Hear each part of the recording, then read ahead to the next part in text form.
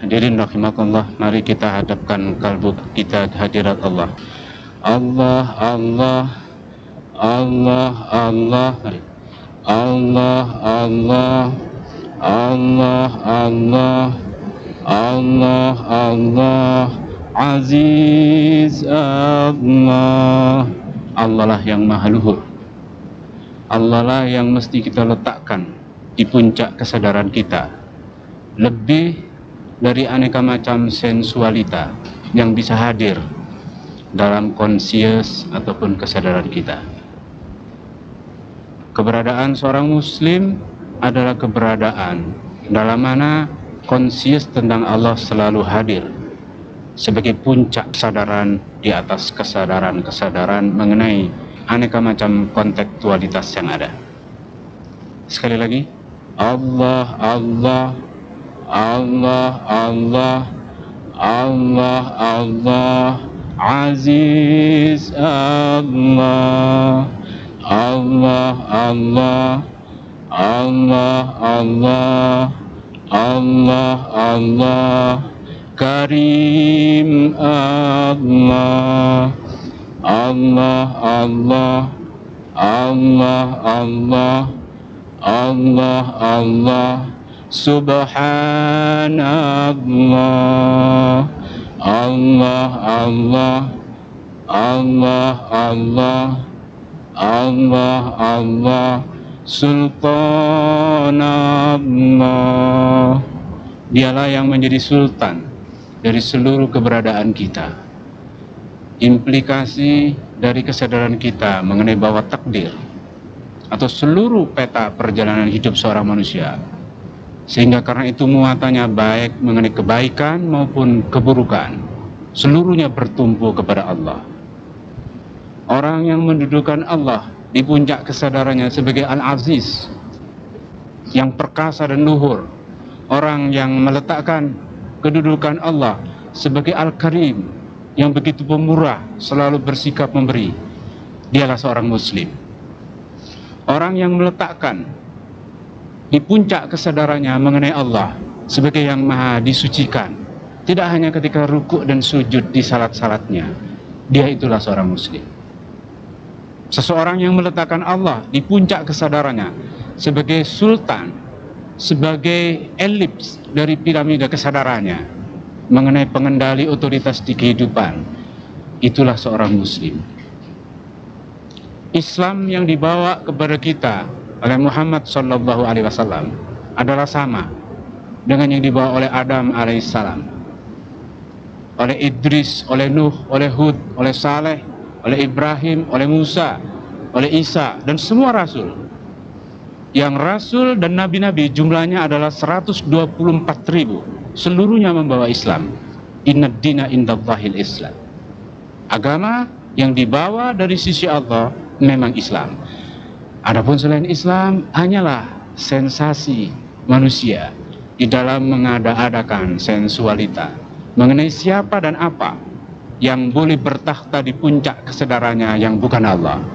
Mungkin ego atau dirinya sendiri, mungkin kekayaan, mungkin kecantikan atau ketampanan, mungkin kekuasaan, mungkin distinguasi diri yang lain-lain lagi.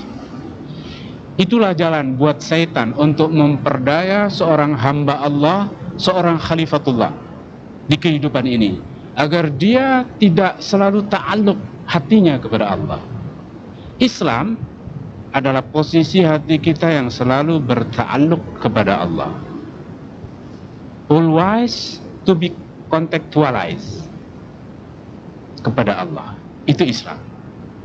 Zikir adalah sebutan tentang seluruh spektrum dan aktivitas dalam mana orang membawa dirinya ke puncak kesadaran mengenai Al-Aziz, Al-Karim, Al-Musabbah alaih, yaitu sultan kita. Hanya Allah yang layak untuk menjadi sultan kita. Tarekat adalah perjalanan dan media, sekaligus kongregasi dari umat manusia sebagai hamba Allah yang terlanjur dimerdekakan di dalam kehidupannya ini untuk mengelola secara otonom apa yang dikurniakan Allah sebagai potensi berkehendak di dalam dirinya. Akhirat adalah sesuatu yang diadakan untuk mengaudit dengan cara bagaimana seorang hamba Allah, seorang khalifatullah fil ard, kalau kita seorang umat Muhammad, bagaimana dia mengelola will atau kemauan yang ada di dirinya. Dalam bahasa yang umum kita dengar, yang pertama-tama diaudit begitu orang pindah dari alam fana ke alam baka melalui alam barzah adalah sholatnya, karena sholat itu pilar. Sholat itu adalah titik simptomatis di mana seorang hamba Allah akan merekonstruksi keberadaan dirinya di dalam baik dan buruk, karena dia telah dibebaskan oleh Allah untuk membuat definisi, membuat keputusan tentang mana yang diambil. Salat adalah kesempatan buat seseorang merehabilitasi kedudukan dirinya sebagai hamba Allah.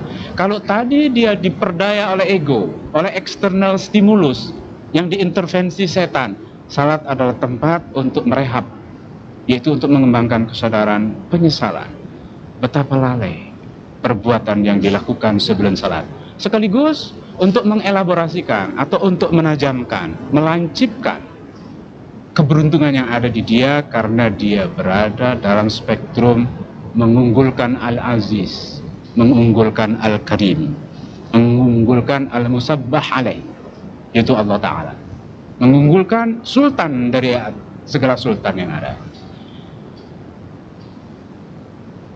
Hadirin rahimakumullah, sebagai hamba Allah kita sudah dimerdekakan untuk mengelola kehendak kita sendiri. Perjalanan kita dalam kehidupan ini adalah antara baik dan buruk. Untuk menjadi buruk yang diperlukan sederhana sekali, sekadar sebuah kelalaian. Dengan kelalaian orang akan gampang menjadi buruk. Tetapi untuk menjadi baik orang perlu sistem, perlu konsep yang sistematik, perlu motivasi plus effort, plus auditing, hisab terhadap diri sendiri. Perlu niat dan mujahadah yang diistiqomahkan dengan muhasabah. Bahasa ngajinya kan begitu. Untuk menjadi baik, orang tidak bisa keluar dari sirkit tertentu. Sirkit niat yang to be positified. Innamal a'mal bin niat. Hadis yang diriwayatkan Imam Bukhari ribuan. Ketika sudah terhimpun dengan proses seleksi yang beliau kembangkan, tidak ada satu hadis kecuali dikejar dengan wudhu dan sholat terlebih dahulu oleh Imam Bukhari. Diverifikasi dari jutaan hadis, cuman tinggal sekian ribu. Ketika sudah terkumpul di kantong, di tangan, di keranjang beliau, dalam memori beliau, beliau mengadu kepada Allah. Wallah, aku tidak tahu bagaimana menyusun gambaran tentang kekasihmu Muhammad dalam bentuk sunnah beliau, hadis beliau, kecuali kalau engkau tunjuki aku ya Allah. Assalamualaikum ya Abu Bakar. Kemudian begitulah ilham yang diberikan oleh Allah tiba di Syekh Muhammad bin Ismail Al-Bukhari, supaya susunan dari hadis-hadis yang beliau riwayatkan itu adalah seperti yang sekarang bisa kita nikmati secara visual. Hadis yang pertama adalah hadis dari Umar ibn al-Khattab, innamal a'mal binniyat, yang diberlakukan oleh Allah dari perilaku manusia adalah apa yang persisnya dia niatkan. Apakah niat itu memuat substansi kecenderungan untuk menjadi positif atau tidak, itulah Islam. Islam adalah faktor modal sekaligus faktor pertolongan pertama pada kecelakaan buat seorang hamba Allah, agar dia selalu bisa secara definitif memastikan dirinya bahwa dia terlahir, dia hidup, dia terakses hanyalah untuk kebaikan dan kebenaran. Ayuhan nas, begitu ucapan Rasulullah pada waktu Hujjatul Wada. Kalian terlahir adalah untuk menjadi baik dan benar. Camkan itu. Barang siapa kemampuannya menjumpai dirinya untuk membuat kebaikan, hanya bisa dilakukan dengan cara mendedikasikan kebaikan, saking minimnya. hanya dengan mensedekahkan separuh biji tamar, separuh biji kurma. Mana ada orang cuma punya separuh biji tamar untuk dikasih.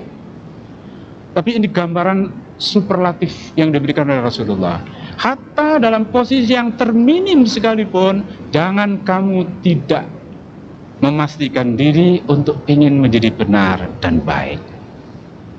Itu major dari tuntunan Rasul. Itu hal yang utama. Itu perkara yang paling mendasar harus kita letakkan di diri kita. Supaya apa yang saya katakan dari tadi dengan bahasa yang disederhanakan, untuk menjadi tidak baik cukup dengan lalai. Sebuah pasukan untuk kalah berperang tidak perlu lalai 1 jam. 5 menit dia lalai sudah amblas. Bukan. Berapa lama diperlukan satu pasukan untuk lalai supaya dia hancur? Sebentar sekali.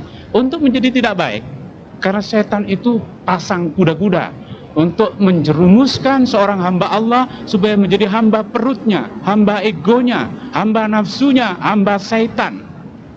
Dan dia tidak pernah berhenti.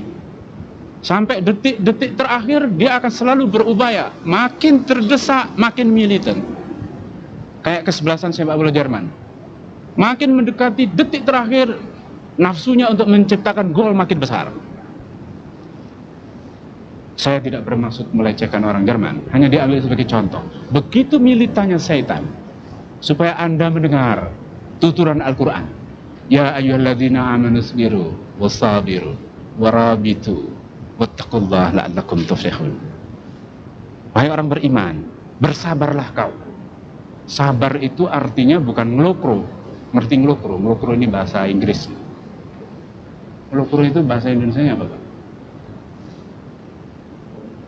Menyerah, tak berkutik. Sabar itu bukan tak berkutik. Sabar itu adalah konsistensialitas seorang hamba Allah, seorang umat Muhammad untuk menjadi baik. Kalaupun keadaan negatif, dia tetap just belong to the positivism.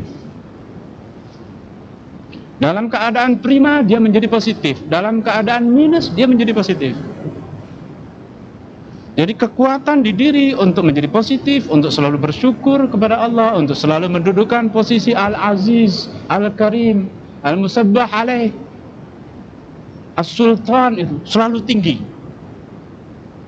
Kalau sabar karena tidak berdaya, semua orang apa boleh buat harus begitu. Tapi itu pun suka-suka dengan hati yang nyerutuk. Hilang potensi syukur yang ada di dirinya. Sabar adalah syukur hakikatnya. Sebenarnya sabar, syukur, ikhlas itu satu benda, satu substansi. Tinggal lagi konteksnya apa. Maka ketika merupakan satu langkah menuju Allah, dia dinamakan keikhlasan. Ketika merupakan langkah menatap kehidupan ini supaya well manageable, dikatakan syukur. Ketika seseorang atau yang bersangkutan menghadapi crucial ataupun handicap atau constraint, supaya dia tetap konsisten kepada kebaikan, dinamakan sabar. Intinya, keberadaan kita sebagai hamba Allah adalah harus selalu menyadari kedudukan kita sebagai hamba Allah. Supaya juga saya katakan, tarekat adalah faktor bantuan konsepsional, faktor bantuan teknis, faktor bantuan ritualitas, faktor bantuan kejamaahan, dan faktor bantuan yang terutama guidance dari orang yang representatif untuk bagaimana menjemput tuntunan Muhammad Rasulullah agar sampai kepada posisi yang sublim antara ikhlas, sabar, dan syukur itu. Dan inilah yang dipatok oleh hadis-hadis Imam Bukhari yang sistematiknya didekati melalui istihar kepada Allah. Yang uniknya adalah muatannya yang pertama, innamal a'mal binniyat. Yang harus kita pastikan adalah niat. Dalam bahasa kuno atau bahasa tradisional disebut nawaitu shaumal ghadin. Aku sengaja untuk puasa besok pagi. Lalu ujungnya lillahi ta'ala. Karena Allah, bukan karena masuk bulan Ramadan, bukan karena supaya diakui oleh camer, calon mertua, atau calon istri, atau calon suami, karena Allah. Begitu juga usolli fardal ashar, arba'a raka'atin mustaqbilal kiblati, adaan imaman atau makmuman, itu kan specification. Wa akhiruhu lillahi ta'ala. Salat ini karena Allah, perjalanan menuju Allah. Pertanyaannya adalah, adakah sholat yang kita buat itu benar sebagai sesuatu yang berjalan menuju Allah? Kalau tidak by system, orang nggak sampai. Yang terjadi adalah jengkelat-jengkelit yang ada sebagai gerakan fisik. Artinya tidak. Begitu terjadi sholat yang diawali dengan takbiratul ihram, disudahi dengan salam, pikiran menggembara menuju cakrawala interest, menuju spektrum like and dislike, menyentuh memori mengenai hal-hal yang intens ataupun yang paling meresahkan yang terjadi sebelum itu. Anehnya begitu. Kunci hilang adalah waktu sholat. Oh iya, tadi ada di kantong celana, sudah masuk ke bibi untuk dikunci, baru ketemu waktu sholat. Hadirin rahimakumullah, sebab itu kita harus selalu ada pada posisi Allah. Ini ajakan saya yang awal sebagai salam pembuka ini adalah untuk diaplikasikan dalam strata kehidupan kita sehari-hari. Di hati kita harus selalu berkumandang Allah, Aziz Allah,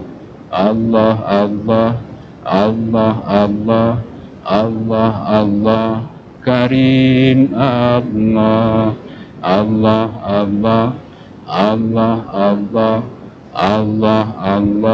Subhanallah, Allah,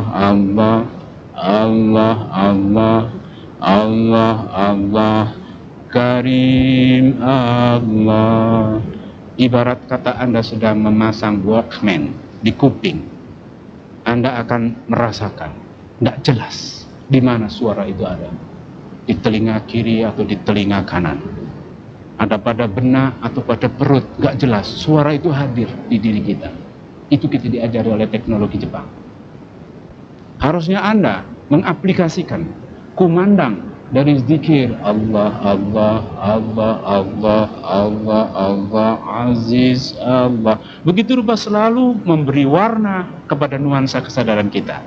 Sesudah itu apabila Anda kreatif, sesudah itu apabila Anda merefleksikan produktivitas, sesudah itu apabila Anda merasakan kebersamaan intercommunicationship atau interdependency atau interrelationship dengan seseorang, Anda akan diwarnai oleh spirit mengenai Allah. Ketika itu, hanya ketika itulah kedudukan Anda sebagai hamba Allah mendapatkan proposisi dan posisi yang pas. Tarekat Naqsabandi adalah tarekat yang mensupply aneka macam bantuan motivating, bantuan teknik, bantuan guidance dalam rangka orang berusaha mencapai kedudukan seperti itu. Satu ketika Rasulullah menaruh tapak tangan kanan beliau di dada Abu Bakar As-Siddiq, Abu Quhafah ini. Allahumma ya Allah, begitu dibilang oleh Rasul dengan penuh rasa kecintaan, segala apa yang kau tanamkan di dadaku, mohon dengan kemurahanmu ya Karim, sudah disebut ya Aziz ya Karim, tumpahkanlah di dada Abu Bakar As-Siddiq itu. Begitu rupa karena kejadian sebelum itu adalah ketika mengajak atau menggamit Abu Bakar As-Siddiq, begitu beliau keluar dari yang berusaha hendak membunuh beliau pada hari terakhir menjelang tanggal pertama tahun Hijriah, tahun 1 dahulu, 1420 tahun yang lalu, ketika Ali disuruh berbaring di tempat pembaringan beliau supaya orang menyangka bahwa Rasulullah masih terbujur di ranjang beliau, lalu berhasil keluar rumah menggamit Abu Bakar, mari kita keluar, diperintahkan oleh Allah untuk hijrah saat ini. Bala ya Rasul, baik Rasulullah. Beliau berjalan menuju arah selatan sebagai satu pendekatan taktik untuk mengelabui masyarakat Makkah, Quraisy, kafir Quraisy waktu itu. Beliau padahal mau ke Madinah atau ke Yathrib namanya waktu itu, tapi perjalanannya menuju tenggara, menuju ke arah Jabal Sur, di arah sebelah bawah atau sebelah selatan dari Mina, jadi tenggara dari Makkah. Namun karena Khalid bin Walid yang ketika itu masih seorang kafir, dia adalah sangat piawai untuk mencium jejak di tanah. Akhirnya jejak Rasulullah itu dapat dibuntuti juga.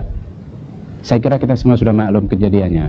Ketika Khalid bin Walid, Abu Jahal, Abu Lahab termasuk juga bapaknya Muawiyah, Abu Sufyan.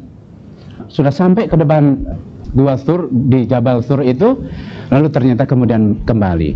Yang ingin saya katakan kepada Anda semua di sini hadirin rahimakumullah adalah begitu mau masuk Jabal Thur yang kecil sekali bentuknya, hanya cukup untuk 2 orang, itu pun sambil jongkok, Abu Bakar bilang, stop, berhenti di sini ya Muhammad, biar aku masuk dulu. Sebagai seorang Arab, seorang gurun, dia faham betul tidak akan pernah ada satu lubang bebatuan di gunung kecuali ada ularnya.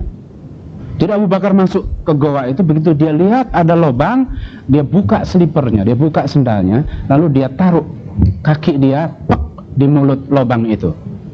Berapa detik kemudian benar ada ular, sebab ular itu lalu mematuk tapak kaki Abu Bakar. Masuk Muhammad.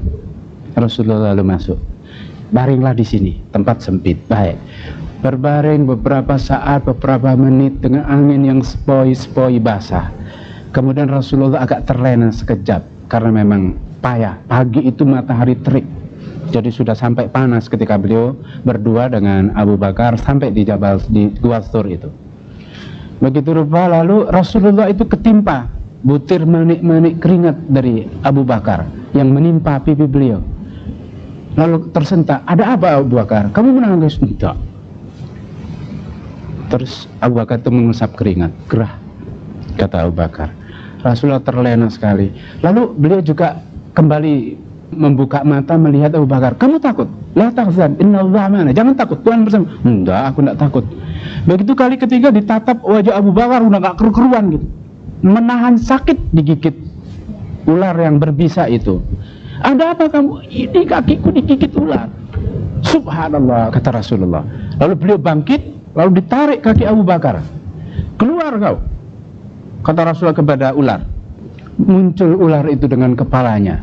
Tahu nggak kamu, kata Rasulullah kepada ular itu, jangankan daging dan darahnya, kulit dan bulu Abu Bakar ini haram untuk kau. Kata Rasulullah kepada ular. Ular itu menjawab, tahu, saya tahu. Sejak ribuan tahun yang lalu aku mengerti, barang siapa cinta kepada engkau kekasih Allah yang berhak memperoleh 99% dari rahmat Allah yang ada, dan barang siapa menatap muka kau dengan penuh kecintaan, dia akan sampai ke surga. Aku pengen, kata ular, ku minta sama Allah, wallahi ya Rabb, jangan kau biarkan aku meninggal kecuali kau izinkan aku terlebih dahulu untuk menatap wajah kekasihmu itu. Ku izinkan, kata Allah kepada ular. Karena itu aku disuruh untuk nongkrong di Gua Thur ini, karena kau menurut takdir Allah akan sampai di sini. Ku tunggu ribuan tahun, ditutup sama kakinya, ku gigitlah, kata ular. Aku nggak ada urusan sama dia, urusanku sama kau.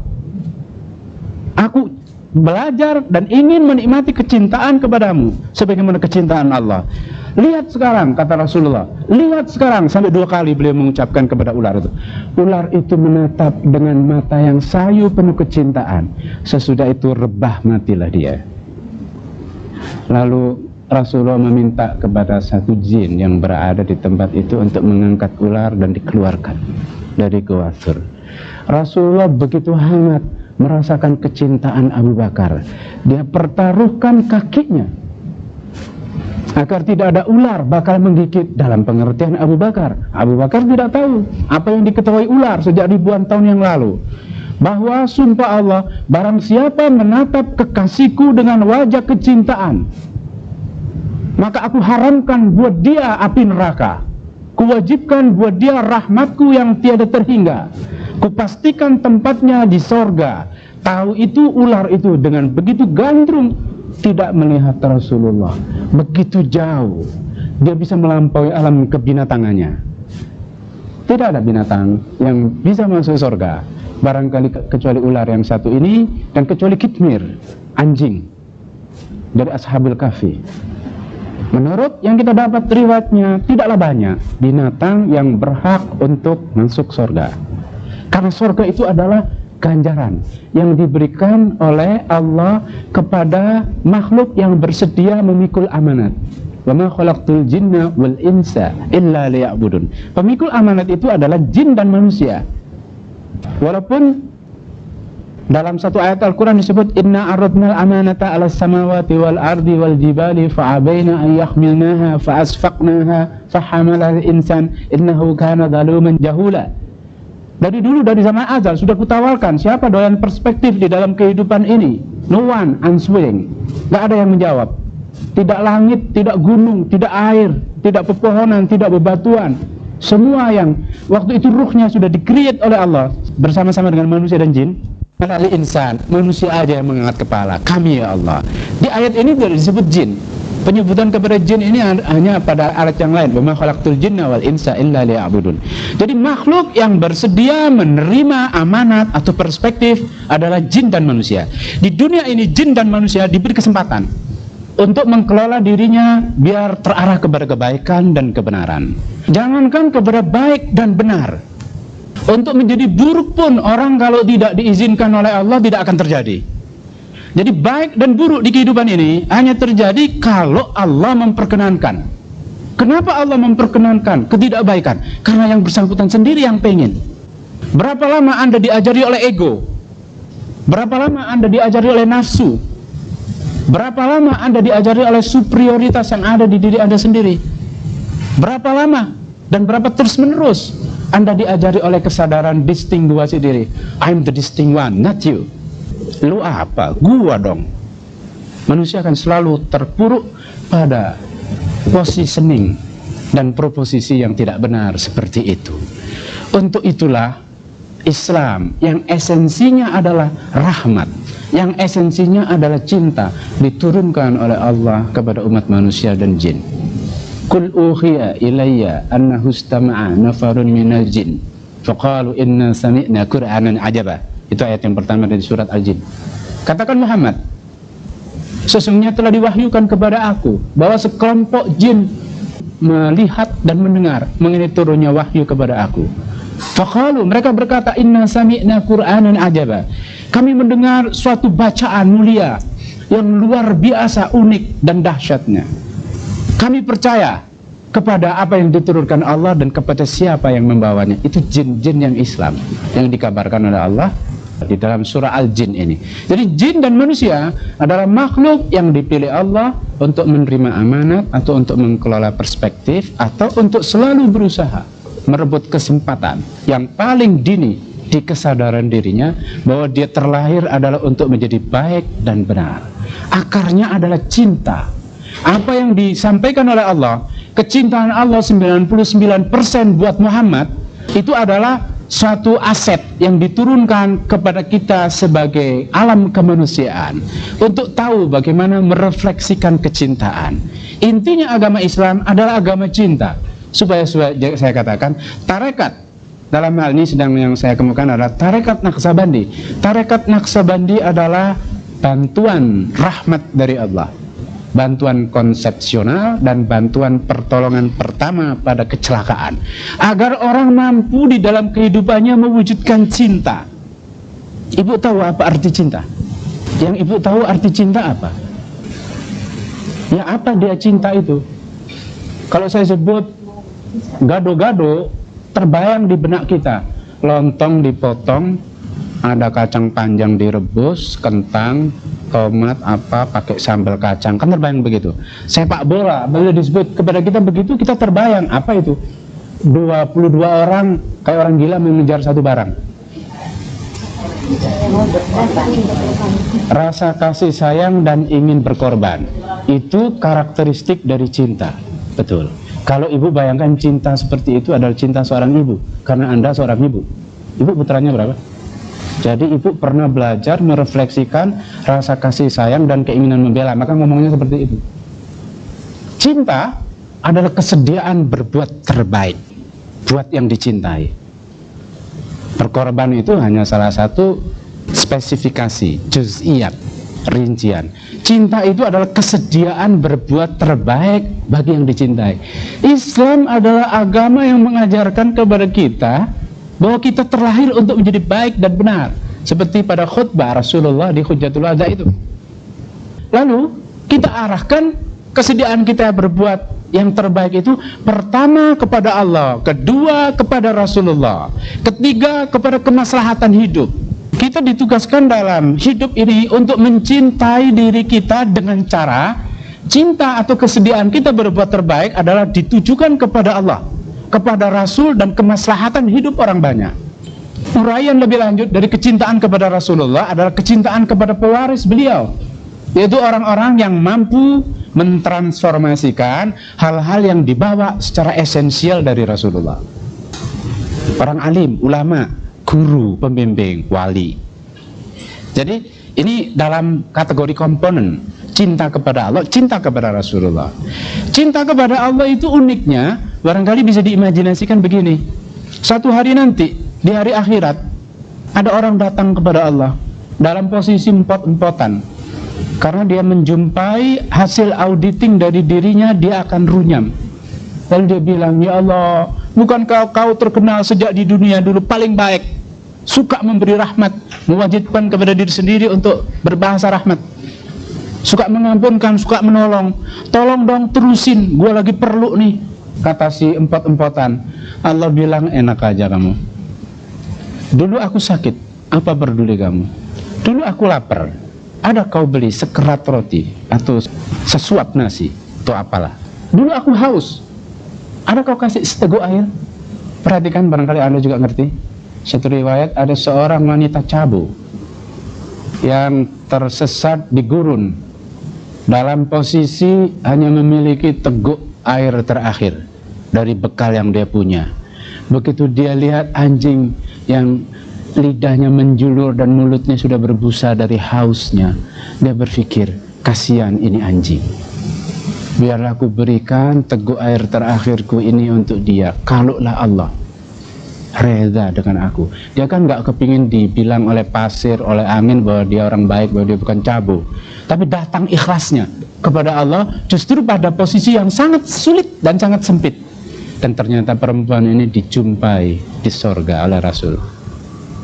Paspornya sederhana, hanya teguk air terakhir.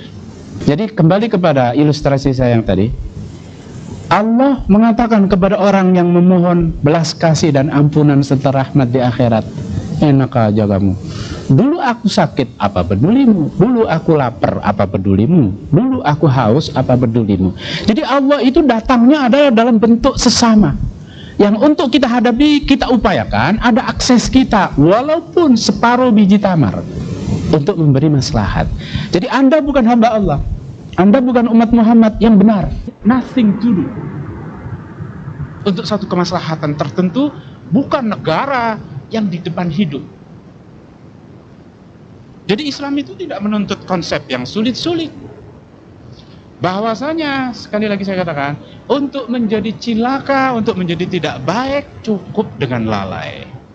Tetapi untuk menjadi benar, menjadi baik, menjadi beruntung, menjadi hamba Allah yang semestinya, menjadi umat Muhammad, harus by system. Niat dipastikan untuk menjadi baik. Niat ini tidak mungkin terjadi kecuali diakari dengan kecintaan. Kecintaan itu didapat pelajarannya, antara lain dari apa yang dialami oleh Abu Bakar As-Siddiq. Nanti ketika Umar sudah ditikam orang, lalu dia bisa merasakan nggak lama lagi dia akan selesai usianya, dia bilang kepada audien di sekitar beliau, sahabat-sahabat utama Rasulullah, aku didahului oleh dua orang, yang satu meninggal tanpa memesankan pewaris, kita dapat orang yang terbaik, Abu Bakar. Lalu yang lain, maksudnya Abu Bakar, meninggal dalam keadaan mewariskan sinyal buat pemimpin kehidupan umat ini, yaitu wasiat Abu Bakar supaya Umar ditunjuk sebagai khalifah dan kalian mendapatkan yang terbaik. Sekarang aku bingung mau mengikuti yang mana. Lalu keluar idenya Umar Ibn Khattab dan seterusnya dan seterusnya. Yang ingin saya katakan segera, Rasulullah meninggal tanpa menentukan arah, walaupun sinyal-sinyalnya tidak sedikit juga kepada Sayyidina Ali. Tetapi kedudukan Abu Bakar, sebagaimana Ali bin Abi Thalib istimewa, Nabi mengatakan, ana madinatul ilm, aku ini adalah kota dari ilmu, wa Ali babu, Ali adalah gerbangnya. Mana ada kedudukan reputatif kayak Ali bin Abi Thalib, saking istimewa. Tetapi Abu Bakar kekuatannya adalah berkecintaan dan pengorbanannya. Ketika semua orang sedang berpikir untuk mengorganisasikan logistik buat umat Islam menghadapi serangan atau invasi kafir Quraisy, Abu Bakar melepas seluruh hartanya untuk keperluan logistik umat Islam. Umar separuh dari harta, Utsman bin Affan sepertiga dari harta. Ketika Abu Bakar ditanya, "Madza tarakta li ahlaka ya Abu Bakar?" "Taraktu indahum Allah wa rasuluh." Kamu tinggalkan apa untuk anak kamu? Maka kamu bawa semua harta kamu ke sini. Yang kutinggalkan di rumah aku Allah dan Rasul. Aku nggak akan bankrupt, aku nggak akan sengsara karena Allah dan Rasul yang aku pegang. Cinta inilah hadirin rahimakumullah yang kemudian ditransformasikan oleh tarekat Naqsabandiyah. Yang Rasulullah naruh tangan di dada Abu Bakar As-Siddiq. Nas'aluka ya Karim, subhanaka ya Karim. Dha'fi qalba Abu Bakar. Tolong letakkan di dada Abu Bakar kulla syai'in wada'tahu ala sadri. Semua hal yang kau taruh di dadaku. Begitu juga luar biasa kecintaan Rasulullah. Jadi orang yang mencintai adalah orang yang selalu punya spirit yang hidup untuk berbuat baik dan selalu berusaha berbuat terbaik. Seseorang yang dapat kita katakan sebagai guru adalah orang yang mampu mencintai siapa yang mengikuti dia sebagai muridnya lebih dari kecintaannya kepada diri sendiri. Cinta Rasulullah kepada Abu Bakar, cinta Rasulullah kepada kita semua, sehingga ketika mau meninggal yang diingat bukan apa? Ummati, ummati, ummati. Adalah karena Rasulullah itu dicintai oleh Allah dengan 99%. Rahmat Allah itu untuk beliau, tidak sedikit pun yang difikirkan untuk dirinya. Rasulullah sudah tidak punya tempat lagi di hatinya untuk diri beliau. Semua habis untuk Allah, untuk orang-orang yang beliau akan berkhidmat menghadapinya. Jadi orang yang punya kadar sebagai pewaris Nabi adalah orang yang sudah tidak punya sisa kafling di dirinya untuk dia punya ego. Kalau seseorang masih ada egonya, wallahu alam bisawab. Sebab itu, hadirin rahimakumullah, Anda tidak akan pernah mendapat guru yang baik dan tepat kecuali Anda meminta kepada Allah. Begitulah beberapa tahun yang lalu ada seseorang yang datang ke tempat saya minta dibimbing berzikir. Kami sebaya, gak sampai hati saya, dan saya juga tahu diri rasanya saya belum tentu tepat untuk menjadi guru dia. Karena itu saya katakan kepada dia, mintalah kepada Allah, istigharalah kepada Allah. Dia datang terus ke rumah, saya ajak berzikir sampai nangis, sampai bergulung-gulung berjam-jam, sehingga orang di rumah saya nggak berani mendekat. Begitu berulang-ulang sampai belasan kali. Sudah itu menghilang, nggak pernah ketemu. Satu ketika saya sedang mengantar guru saya ke airport untuk pulang ke negerinya, tiba-tiba dia ada ketemu di situ. Lalu dia juga berbaiat kepada guru saya, lalu akhirnya mengatakan, rupanya ini yang Pak Mustafa bilang dulu supaya saya memohon kepada Allah. Saya sudah cari kemana-mana, ini rupanya yang saya dapat. Ini gambaran ilustratif bahwa Islam itu adalah agama cinta. Tetapi kalau kita tidak cukup membuat absorbment, pencerapan mengenai kadar kecintaan, yang kita telan adalah hukum atau hitam putihnya ketentuan. Barangkali lalu Islam itu begitu rupa terasa kering dan arogan menyentuh kehidupan ini. Saya punya seorang kawan, usianya sekarang baru 38 tahun. Dia sudah puasa 18 tahun. Artinya, selain yang haram Idul Fitri, Idul Adha, dan 3 hari Tasyrik, artinya setiap tahun dia break hanya 5 hari. Dia puasa terus-menerus. Bukan main bening hatinya. Tinggalnya di Kabupaten Madiun. Dia masuk di satu kampung yang already Christianized, seluruh isi kampung itu, atau masih abangan. Dia datang ke situ dengan mulai dari tanah 8 meter persegi, seperti mau bikin kuburan untuk 8 orang. Bukan main, dia dicemooh orang ketika hari-hari, minggu-minggu, bulan-bulan, dan tahun pertamanya. Singkat cerita, sekarang seluruh isi kampung itu sudah ikut kawan saya ini berzikir Naqsabandi di situ. Dan dia mengundang orang untuk bertahlil, baca Yasin setiap malam Jumat di masjid dia. Orang usah sholat, nggak usah sebaya, nggak apa-apa, datang aja ke sini, tak sugi iwa ayam, dikasih jamuan, makan enak. Orang datang, orang tahlil sambil merokok juga tidak dilarang.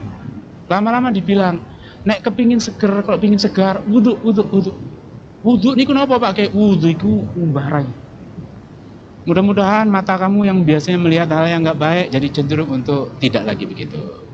Mudah-mudahan hidung kamu yang suka mengendus perkara yang tidak semestinya diendus kayak anjing ngendus tai, nggak lagi suka begitu. Mudah-mudahan mulut kamu dengan logika yang sederhana. Tak membasuh tangan, ini perbuatanmu supaya baik gitu. Wah, nggak kula pingin katanya. Ya saya mau gitu. Ikut. Begitu rupa pelan-pelan orang akhirnya mikir juga. Kiai ini luar biasa. Punya mobil, kita semua bisa ikut naik. Punya pompa air, kalau irigasi pemerintah nggak jalan, sawah kita digenangi oleh air dia. Dia bikin kita makan dengan 500 perak, beli kerupuk ditaruh di mulut hilang. Dia jual tempe 300 tempe gembus, tempe dari ampas tahu. Dia jual tempe 300 perak untuk orang serumah. Ah, yo enak melu kiye katanya. Ya enak ikut ini gitu katanya. Jadi yang disalurkan ini adalah kecintaan. Karena Kiai Maskin Abu Zaid ini orangnya begitu bening hatinya. Dan dia melecehkan saya. Sehari makan sehari, sehatnya bukan main. Makanan saya banyak dan bagus-bagus, 4 sehat, 5 sempurna, 6 kekenyangan bahkan dimakan. Tapi gampang kena penyakit. Hadirin rahimakumullah, tidak ada jalan yang lebih baik dari jalan menjunjung tinggi Allah dan mencintai Rasulullah. Itulah jalannya Maskin Abu Zaid. Itulah jalan Naqsabandi yang dia warisi tidak hanya menurut tarekatnya, tetapi berikut implikasi akhlaknya. Saya sendiri kebetulan berorang tua, berkakek mursyid Qadiriyah Naqsabandiyah. Tetapi apa yang pernah saya dengar atau saya alami dalam periode orang tua saya, kakek-kakek saya dulu sudah tidak ada. Karena itu sampai dengan ketika saya berada di Malaysia, saya tetap berusaha mencari siapa guru yang boleh saya pakai sebagai guru, saya berlakukan sebagai guru. Nggak nemu saya. Saya tidak akan pernah bisa hormat kepada seseorang kalau saya tahu isi perutnya nggak benar. Kiai ada banyak, karena keluarga saya pada keluarga kiai. Saya tahu di sana, di sini, di situ gitu. Tapi belum ada yang tergerak hati saya. Sampai suatu ketika saya mendengar, ketika itu saya di Kuala Lumpur, ada seseorang namanya Syekh Syahid di Bonjol, dia Naqsabandi. Saya datang kepada dia waktu itu umurnya 120 tahun. Sudah tidak ada giginya. Ngomong Padang nggak pakai gigi, bayangkan. Jadi saya udah meleng-meleng begini, apaan nih yang dibilang, susah banget nangkapnya. Karena waktu itu perjalanan saya juga masih lebih banyak perjalanan rasionalitas. Jadi meminta kepada Allah dalam kadar yang intensitasnya belum betul sungguh-sungguh. Tahun 79 saya pergi ke Bonjol, datangnya pun dari Kuala Lumpur. Baru kemudian by internet tahun 97 saya menemukan guru yang kemudian sekarang menjadi mursyid saya. Berikut sesudah itu juga ada beberapa guru di dalam negeri yang ini saya temukan dari luar negeri. Proses untuk buat saya berta'alluq kepada guru saya Maulana Syekh Muhammad Nazim Adil Al-Haqqani. Beliau adalah mufti madhab Hanafi di Cyprus, Turki. Tetapi beliau mengembangkan Naqsabandi ke Eropa Barat sampai ke Amerika Utara. Khalifahnya Maulana Syekh Muhammad Isam Al-Kabbani sudah 2 kali datang kemari, dan pada kunjungan yang kedua sempat saya pertemukan dengan Jalaluddin Rahmat di Bandung ketika itu, dan Kang Jalal juga berbaiat kepada beliau. Beliau adalah sekadar khalifah yang ditetapkan di state. Beliau datang dengan dengkul, beliau guncangkan. Kalau Anda dengar sekarang Hillary Clinton pisah ranjang, sebetulnya yang asli bukan pisah ranjang. Hillary itu hatinya sudah goyang karena sudah dibawa ke Uzbekistan, ke Bukhara, berziarah ke Syekh Bahauddin Naqsabandi, dibawa ke Maroko, dibawa ke Tunis, dibawa ke Kairo. Dan 3 tahun ini White House bikin halal bihalal gara-gara Maulana Syekh Muhammad Isam. Beliau datang ke sini. Ketika mau pulang, saya mau ngangkatkan kopornya dari dalam kamar saya. Saya tidak tahu kalau kopor itu resletingnya belum ditutup. Jadi kita saya angkat, terbuka, ternyata isinya nggak ada. Saya tertipu betul. Pakaian beliau hanya 2 potong yang dikemas dalam tas kresek plastik. Jadi isinya koper itu kosong aja. Supaya kemudian saya katakan, subhanallah, ini orang tidak punya kafling di dirinya untuk dirinya sendiri. Saya itu ketika saya merancang untuk membuat semacam buku introduksi untuk Naksabandi, kalimat persembahannya saya katakan, buku ini saya persembahkan kepada satu pribadi yang ia sudah tidak punya apa-apa lagi di dirinya, karena seluruhnya telah habis didedikasikan kepada Allah, kepada Rasul, kepada guru, dan kepada umat manusia. Kecintaan dia habis. Tetapi hadirin rahimakumullah, justru dunia ini ada di tangan dia, dibikin oleh Allah. Karena dia man kana fi auni akhi kana Allahu fi auni. Barang siapa selalu dalam keadaan berakses kepada sesama, Allah akan berakses kepada dia. Itu kita tahu dalilnya. Tapi mendudukkannya, apalagi sebagai satu guidance, itu yang tidak mudah, kecuali dikembangkan satu kesungguhan untuk mengadop satu kadar kecintaan yang artinya cinta itu keluar dari ego, menuju Allah, menuju Rasul, menuju aulia, menuju guru, menuju kemaslahatan hidup bersama. Jangan ada yang bersisa untuk diri kita sendiri. 2 tahun yang lalu saya ikut iktikaf Maulana Syekh Muhammad Nadim di London. Saya berusaha untuk mengambil jarak terus dengan beliau. Orang berebut-rebut untuk berdekatan dengan beliau. Sampai satu ketika selepas sholat Jum'ah, beliau menikahkan orang. Saya lihat cara menikahkannya luar biasa, sehingga dalam hati saya bilang gini, awas nanti kalau Syekh Nadim ini pergi ke Indonesia, ke Jakarta, aku akan minta dinikahkan ulang dengan istriku, biar keberkahannya luar biasa seperti ini. Begitu selesai beliau menikahkan, saya kira-kira di tiang yang kelihatan oleh saya itu, jauhnya dengan beliau, jadi jauh. Beliau menatap pada saya sambil tersenyum. Anyone else to be married? Saya kaget. Kok nanyanya begitu? Ya saya diam aja, nggak bisa datang begonya aja gitu. Mau merespon apa ini, Bang? Yang dia baca yang di hati. Anyone else to be married? Tadi saya bilang saya mau minta nikahan. Kemudian dia senyumnya makin dibuka, lalu dengan, well, whatever you like, Al-Fatihah. By distance, kata dia. Ya apapun yang kamu mau, Al-Fatihah jarak jauh. Subhanallah, saya baca Fatihah. Sudah selesai saya mendekat salam, lalu diambil dari sakunya ada beberapa, ada tawis, ada zimat yang beliau tulis sendiri, ada permen, ada cincin. Ketika saya taruh di jari istri saya, memang itu pas untuk istri saya. Jadi orang yang sudah tidak punya apa-apa di dirinya, seperti inilah yang sebetulnya dari dulu saya mohon kepada Allah untuk diberikan sebagai guru. Karena kalau kakek saya pedagang tembakau sampai ke Bremen pada zaman Belanda. Orang mau pergi haji untuk numpang kapal KPM minta jasa dia. Tapi dia di rumah dia tidurnya cuma di bilah bambu 3-4 biji, nggak pakai tikar, nggak pakai apa. Lalu ada kayu yang dikasih cekung seperti ini untuk naruh kuduk dia. Di situ dia tidur.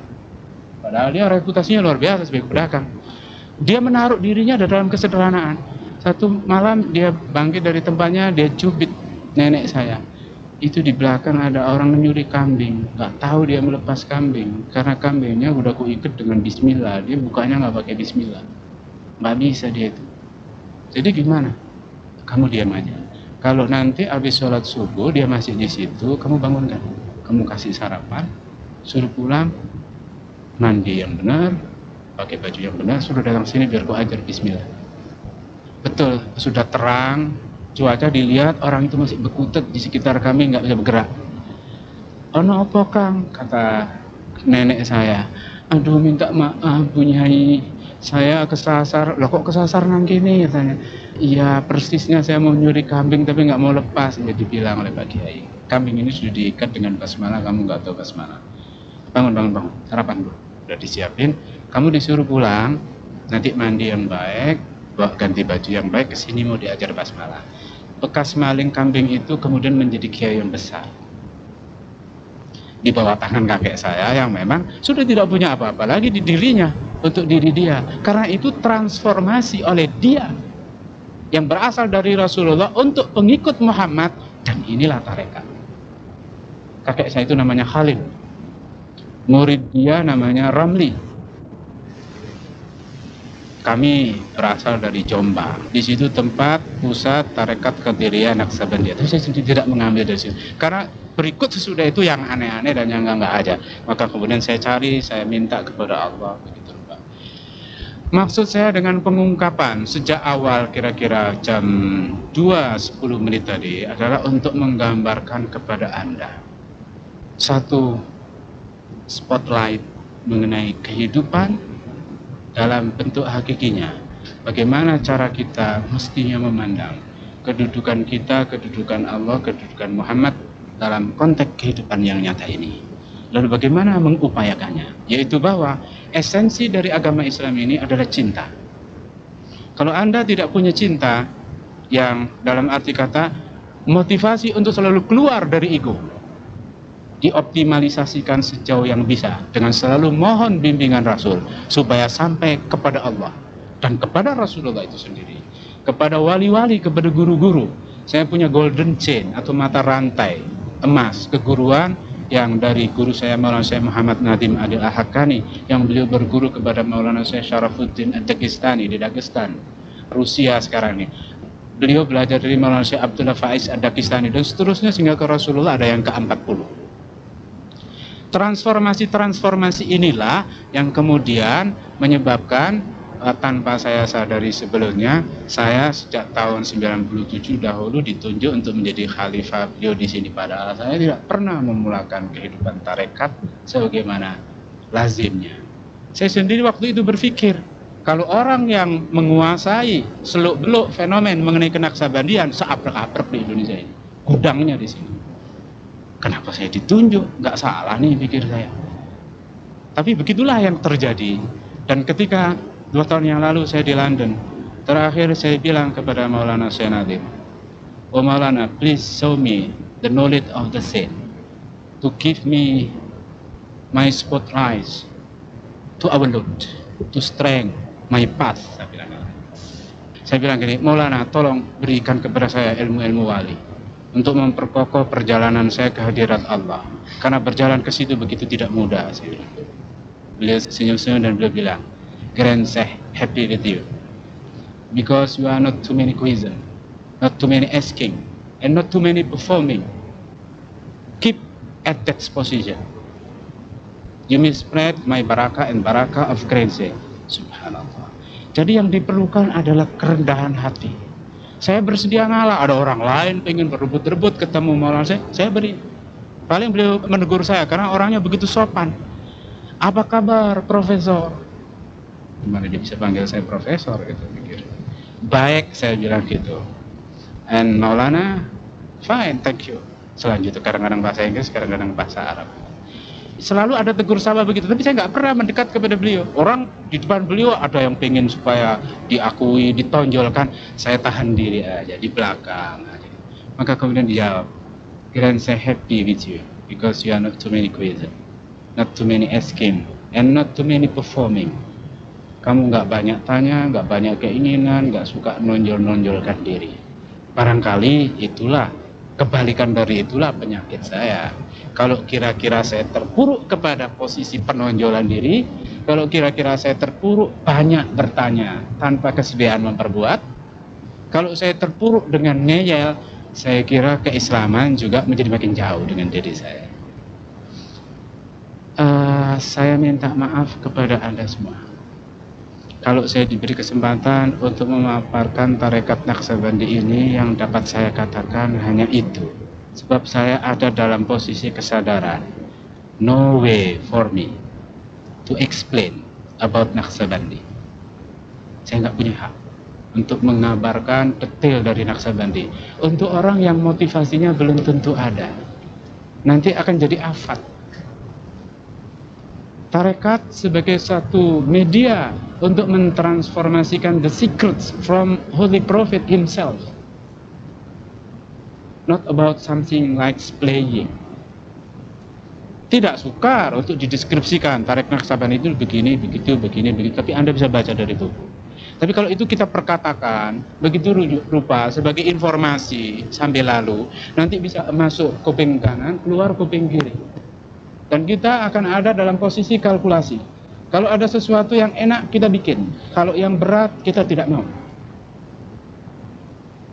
Kalau posisi Anda menjadi minimalis, kasihan. Kalau nanti disajikan informasi-informasi yang mendasar mengenai perkara ini, lalu Anda tidak memperlakukannya, Akibatnya akan ada afat. Seperti misalnya begini yang saya maksud dengan afat.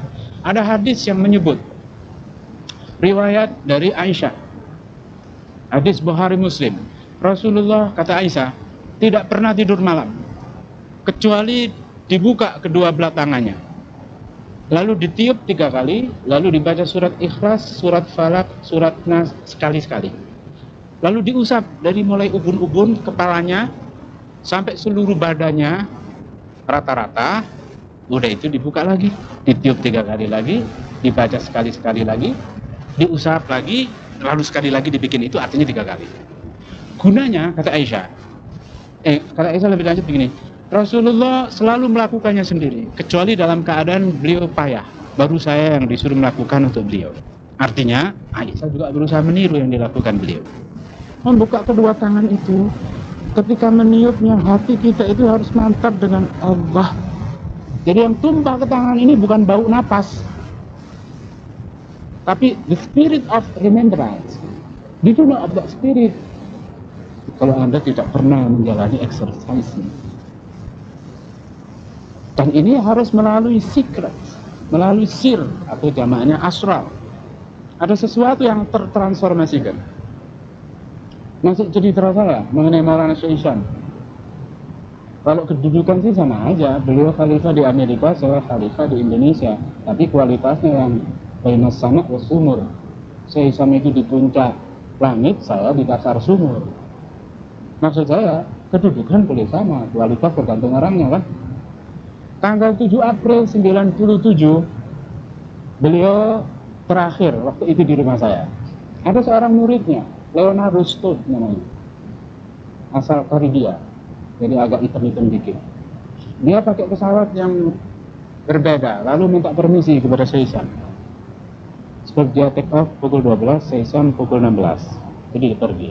Besoknya kita lihat di internet ada berita bahwa Leonardo Studd dengan Syekh Ihsan di Bandung memberi latihan silat. Berikut fotonya, dan saya sudah download, sudah di print out sudah, jadi ada buktinya. Walaupun sudah itu dari berita hilang. Ketika bulan Desember datang lagi, saya tanya, Sabtu semua for appointment the people in Bandung. Please tell me Walid. Dia nggak mau ngaku. Saya gini-giniin juga dia nggak mau ngomong. Begitu saya bawa dia ke Surabaya, ketika saya Ihsan pulang balik ke Amerika, saya hadapkan dengan anak-anak pesantren di Jombang, lalu dia beri ceramah. Terus ada seorang santri asal Bogor nanya, Pak, saya rasanya pengen deh kayak orang Islam di Amerika. Saya jadi santri udah bertahun-tahun, kayaknya nggak beneran deh Islamnya. Gimana dong caranya supaya seperti itu? Ini Studd jawabnya begini, saya nggak tahu bagaimana menjawab ini, terkecuali bahwa begini, saya itu punya guru saya lah yang membawa saya kepada Islam. Guru saya lah yang memastikan saya kepada selamat. Guru saya itulah juga yang memastikan saya kepada keberuntungan. Karena itu bulan cinta dan hormat serta ketaatan saya kepada dia. Ketika tanggal 7 bulan April dulu, saya di rumah Syekh Mustafa, saya minta permisi sama beliau. Lalu dibilang, keep in your remembrance while you in your plane. Kamu pikir yang sempurna kalau kamu di pesawat. Saya ada keperluan. Saya nggak mau nanya keperluan beliau apa. Pasti yang dari beliau adalah baik, menguntungkan dan selamat. I don't care whatever he like, kata dia. Begitu saya berpikir di pesawat, suddenly I was in the forest. When I saw that over there was small cave with candlelight. And I was entering that cave, kata dia, I found myself just over there. He brought me to Bandung to give the lecture about silat. Subhanallah, yang saya tanya itu tadi rupanya betul terjadi. Padahal mereka di 2 pesawat. Maksud saya, Studd ini di pesawat, Syekh Ihsan di kamar tidur saya. Dan ini bukan zaman Rasulullah. Dan ini dialami oleh orang yang 8 tahun yang lalu belum tahu coba. Karena masih main tisu aja. Tapi begitu rupa ditetapi jalan, lalu dia mantap menuju itu, lalu sesuatu yang terjadi begitu luar biasa sama dia. Ketika itu saya mikir, subhanallah, pengetahuan saya nggak bisa dibanding dengan pengetahuan si Studd, tapi pencapaian dia, subhanallah, luar biasa cemerlang. Bagaimana jadi pesawat terbang, gurunya ada di kamar tidur saya, mereka berdua bisa pergi ke Bandung, dan itu visualize. Foto ada, cerita di internet ada, dan kalau ditelusuri di Red Merit akan bisa dijumpai keterangan foto itu tidak bisa di atas fiksi. Walaupun saya juga tidak pernah terpikir untuk mengusutnya, untuk apa? Ini soal percaya atau tidak. Begitulah kira-kira orang percaya kepada Isra dan Mi'raj. Isra dan Mi'raj itu hanya bisa dipercaya oleh orang yang cinta kepada Muhammad. Begitu Abu Dzar Al-Ghifari diam-diam datang ke Mekah. Waktu itu APHJ Mekah, Syauku Ukaz, sedang dibuka. Begitu datang dia diam-diam ke pergo Abu Jahal. Kamu udah datang? Iya. Mana karavannya? Kok nggak barang-barang? Enggak, aku memang nggak bawa. Banyak duit, kamu borong? Enggak juga. Lalu ngapain kamu ke sini? Aku mau konfirmasi. Kabarnya Allah sudah mengutus seorang rasul di Ummul Qura ini. Oh, Muhammad. Berarti kamu sudah dengar. Semua orang di sini sudah tahu. Kamu percaya? Siapa yang nggak percaya? Ponakan aku itu kayak ayam yang baru netes dari telur, mulus. Kata Abu Dzar, alhamdulillah. Kata Abu Dzar Al-Ghifari orang Najd. Lihat sekarang. Aku udah takut kawan, ini rekan dagang. Aku udah takut kalau kita berdoa. Rupanya kita sama-sama pengikut Muhammad. Pengikut Muhammad kata kamu, tunggu dulu. Tak ya. Mana ada om ikut ponakan, gak ada bukunya. Jadi Abu Jahal itu bukan tidak percaya sama Rasulullah, tapi cinta dia ditelan habis untuk si Jahal yang Abu itu. Inilah, ular bisa begitu cinta, Abu Bakar bisa begitu cinta.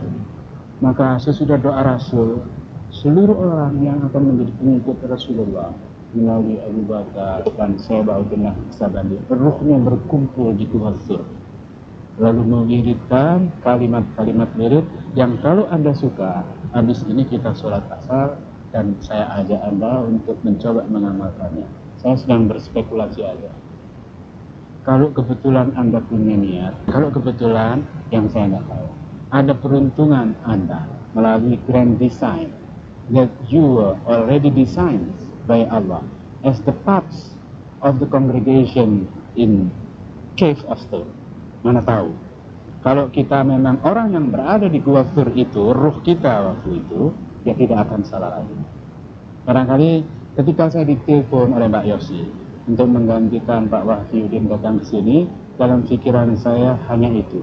Saya akan berbagi pengalaman dengan Anda, kalaulah memang kebetulan memang Anda ada rezeki dalam hal ini. Bagus sekali keterlibatan praktis yang Anda lakukan untuk melakukan diskurs tentang tasawuf. Tetapi mengkaji dan mengkaji ada bahayanya. Kalau tidak disertai dengan langkah awal dengan hikmah yang penuh dan padat untuk menuntut nur dari Allah, untuk diberi uluran dari Allah Subhanahu wa Ta'ala itu sendiri, untuk diberi nur Muhammad, agar yang akan terjadi pada diri kita bukan sekedar pembelajaran. Islam secara verbalistik sudah berkecamuk di kehidupan kita ini. Orang-orang yang tukang bertikai dengan sesamanya, saudara muslim, bukanlah orang-orang yang tidak mengetahui tentang Islam, tetapi paling kurang mengamalkan keislaman dalam perspektif yang benar. Tarekat Naqsabandi aslinya adalah tarekat cinta.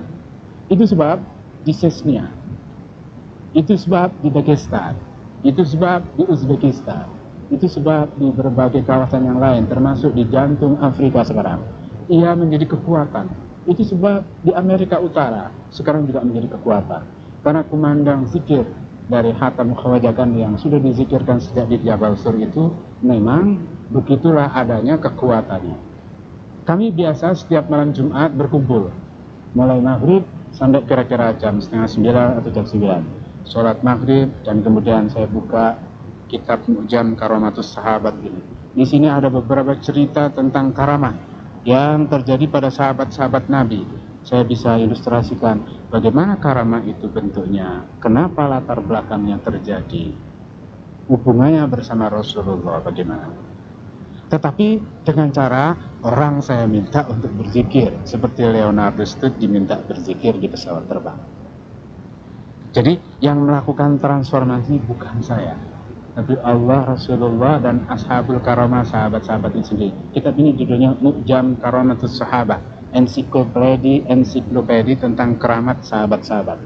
Sekadar barangkali 1-2 figur sahabat yang sempat dibuka satu malam Jumat, lalu kita sholat isya, berikut zikirnya, hatam kewajaran, break, sampai kemudian ditutup makan malam. Buat Anda semua yang ada di sini, kalau ingin mengambil kesempatan, malam Jumat nanti bertempat di Pangkalan Jati 1 nomor 71. Telepon 765-7887. Rumahnya Haji Muhammad Hasan, bekas Kapolri. Malam Jumat berikutnya di tempat saya, di Jalan Hasbi 1 nomor 40, telepon 819-0475 40, Batista. Jumat berikutnya di Jalan Teguh Umar 41, teleponnya 390-2921. Rumahnya Muhtani Aziz di Bundaran dekat Simpang ke Pak Harto itu. Malam Jumat berikutnya di Jalan Brawijaya 1A nomor 14, rumahnya Firdaus Wajdi, 739-1460. Siapa yang akan ikut mengambil kesempatan, silakan Kamis malam Jumat yang akan datang ke tempat Pak Hasan. Barangkali nanti di situ ketemu saya juga. Jumat berikutnya di rumah saya. Hari Jumatnya saya mau pergi ke state untuk beberapa bulan barangkali. Jadi nanti kalau mau ikut di kesempatan berikutnya itu selalu bergilir.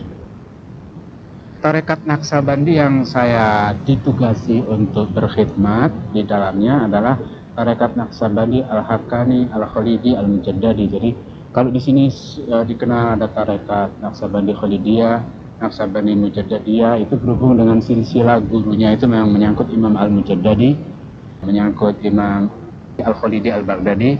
Guru yang terakhir sampai kepada saya namanya Al-Haqqani, maka disebut Al-Haqqani.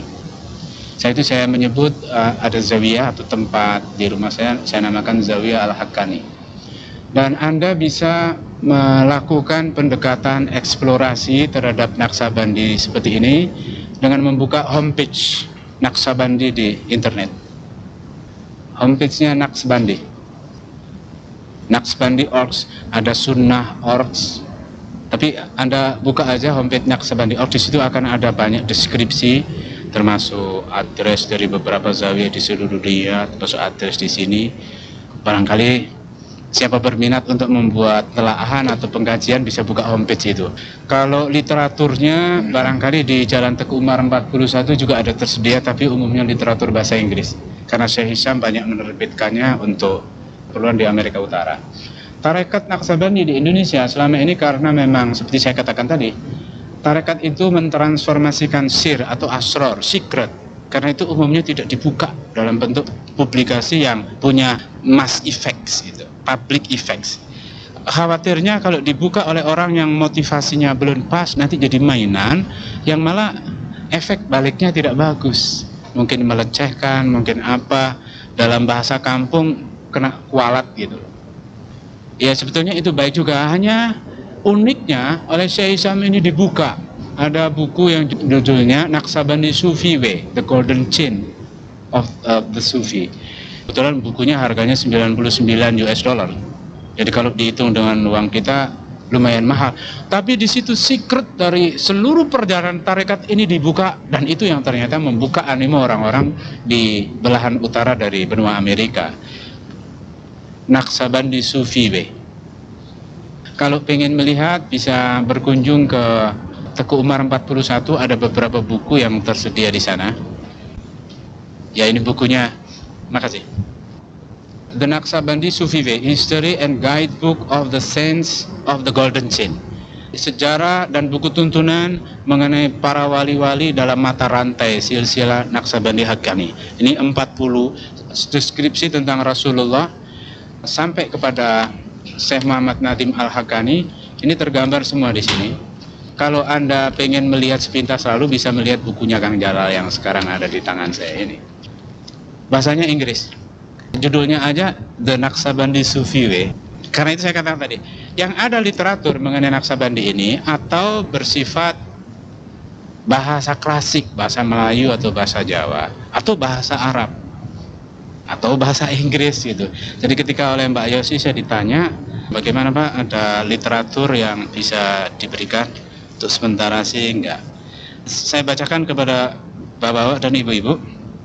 Mursyid saya adalah Muhammad Nazim Adil Al-Haqqani. Beliau ini Sultanul Aulia hadhihi zaman. Kebetulan guru saya ini adalah sultan dari wali-wali zaman ini.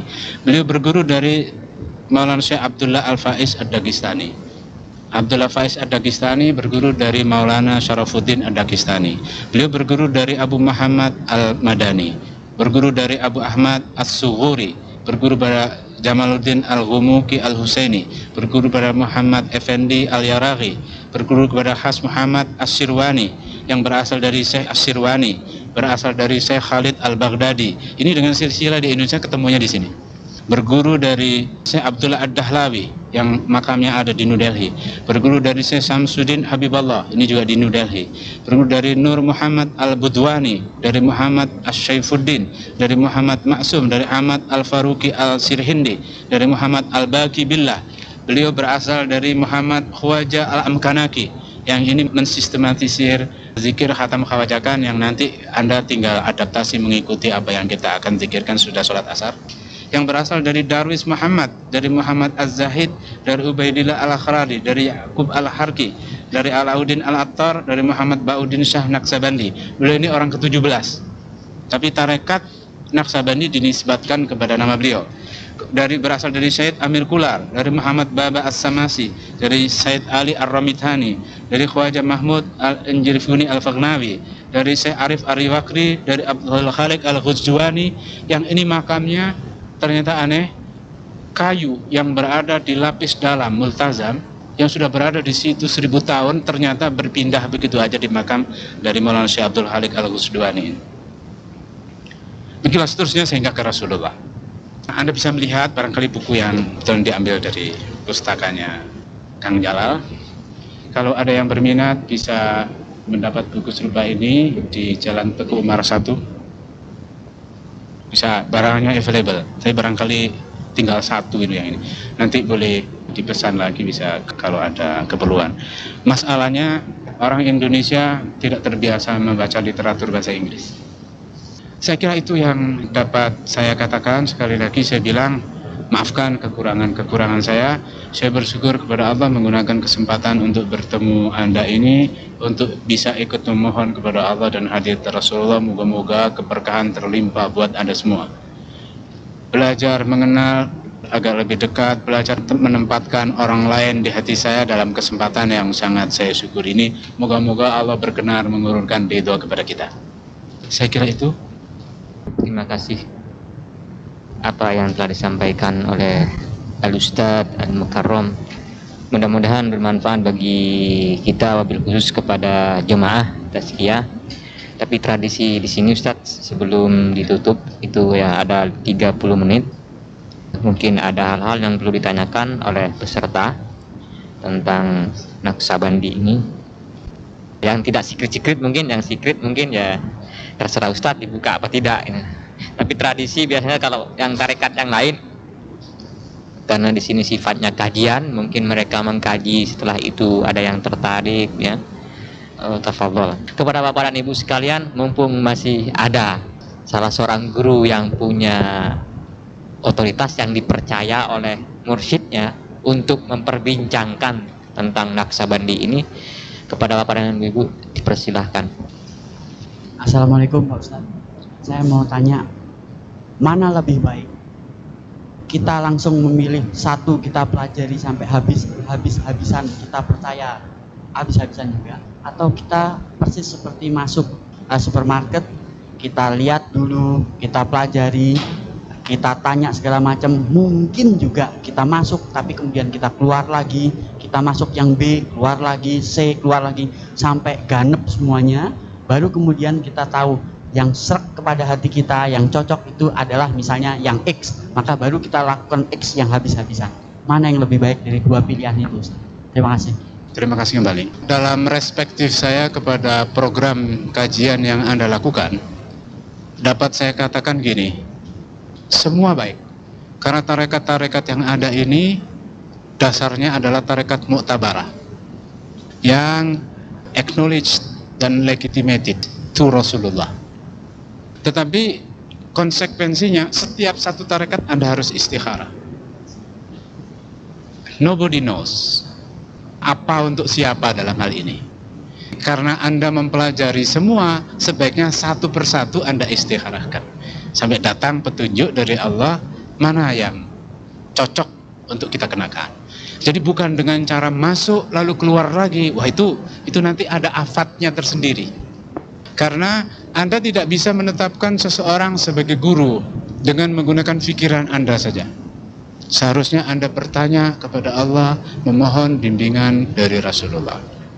Supaya apa yang selalu kita ucapkan, Assalamualaikum ayuhan nabi warahmatullahi wabarakatuh, itu bukan kata-kata yang kosong dari diri kita, tetapi satu direct line antara kita dengan Rasul. Dari sini bisa kita hidupkan. Barangkali Rasul untuk seseorang, beliau akan memberi tuntunan, kamu ikut ini, lalu yang lain ternyata diarahkan ikut yang lain lagi. Dia yang kompeten. Seluruh proses untuk menjadi baik di mata saya nggak mungkin terjadi kecuali Rasulullah membimbingnya. Kalau ada proses menuju baik di luar bimbingan Rasulullah, itu pseudo, semu, kayak iya padahal belum tentu.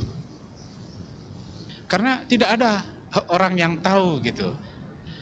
Ada dua orang Habib muda yang sedang bermukim di Makkah. Mereka belajar di Masjidil Haram dan punya pengalaman unik, suka guyon. Satu ketika yang seorang sedang terlena di bawah satu tiang, lalu oleh yang lain diambil air zam-zam satu gelas, ditumpahkan ke gamisnya, ke sarungnya, basah. Ini guyon ini. Lalu yang nyiram ini datang ke Askar, suf ya Askar, hadar rajul, kata dia, lihat nih ada laki ini ngompol di Masjidil Haram. Dilihat oleh Askar, oleh polisi, itu memang betul basah. Wah, digebukin ini. Dia ketawa-ketawa dari jam, mampus lo gitu. Dengan dongkol yang digebukin ini tahu kurang ajar ini, ulah dia ini. Tapi kan dia sedang jadi mainan. Malam itu yang sedang jadi bulan-bulanan ini dalam tidurnya bersua dengan Rasulullah. Rasulullah bilang, teman kamu itu nakal memang, tapi aku suka sama dia. Kan susah kalau begini nih.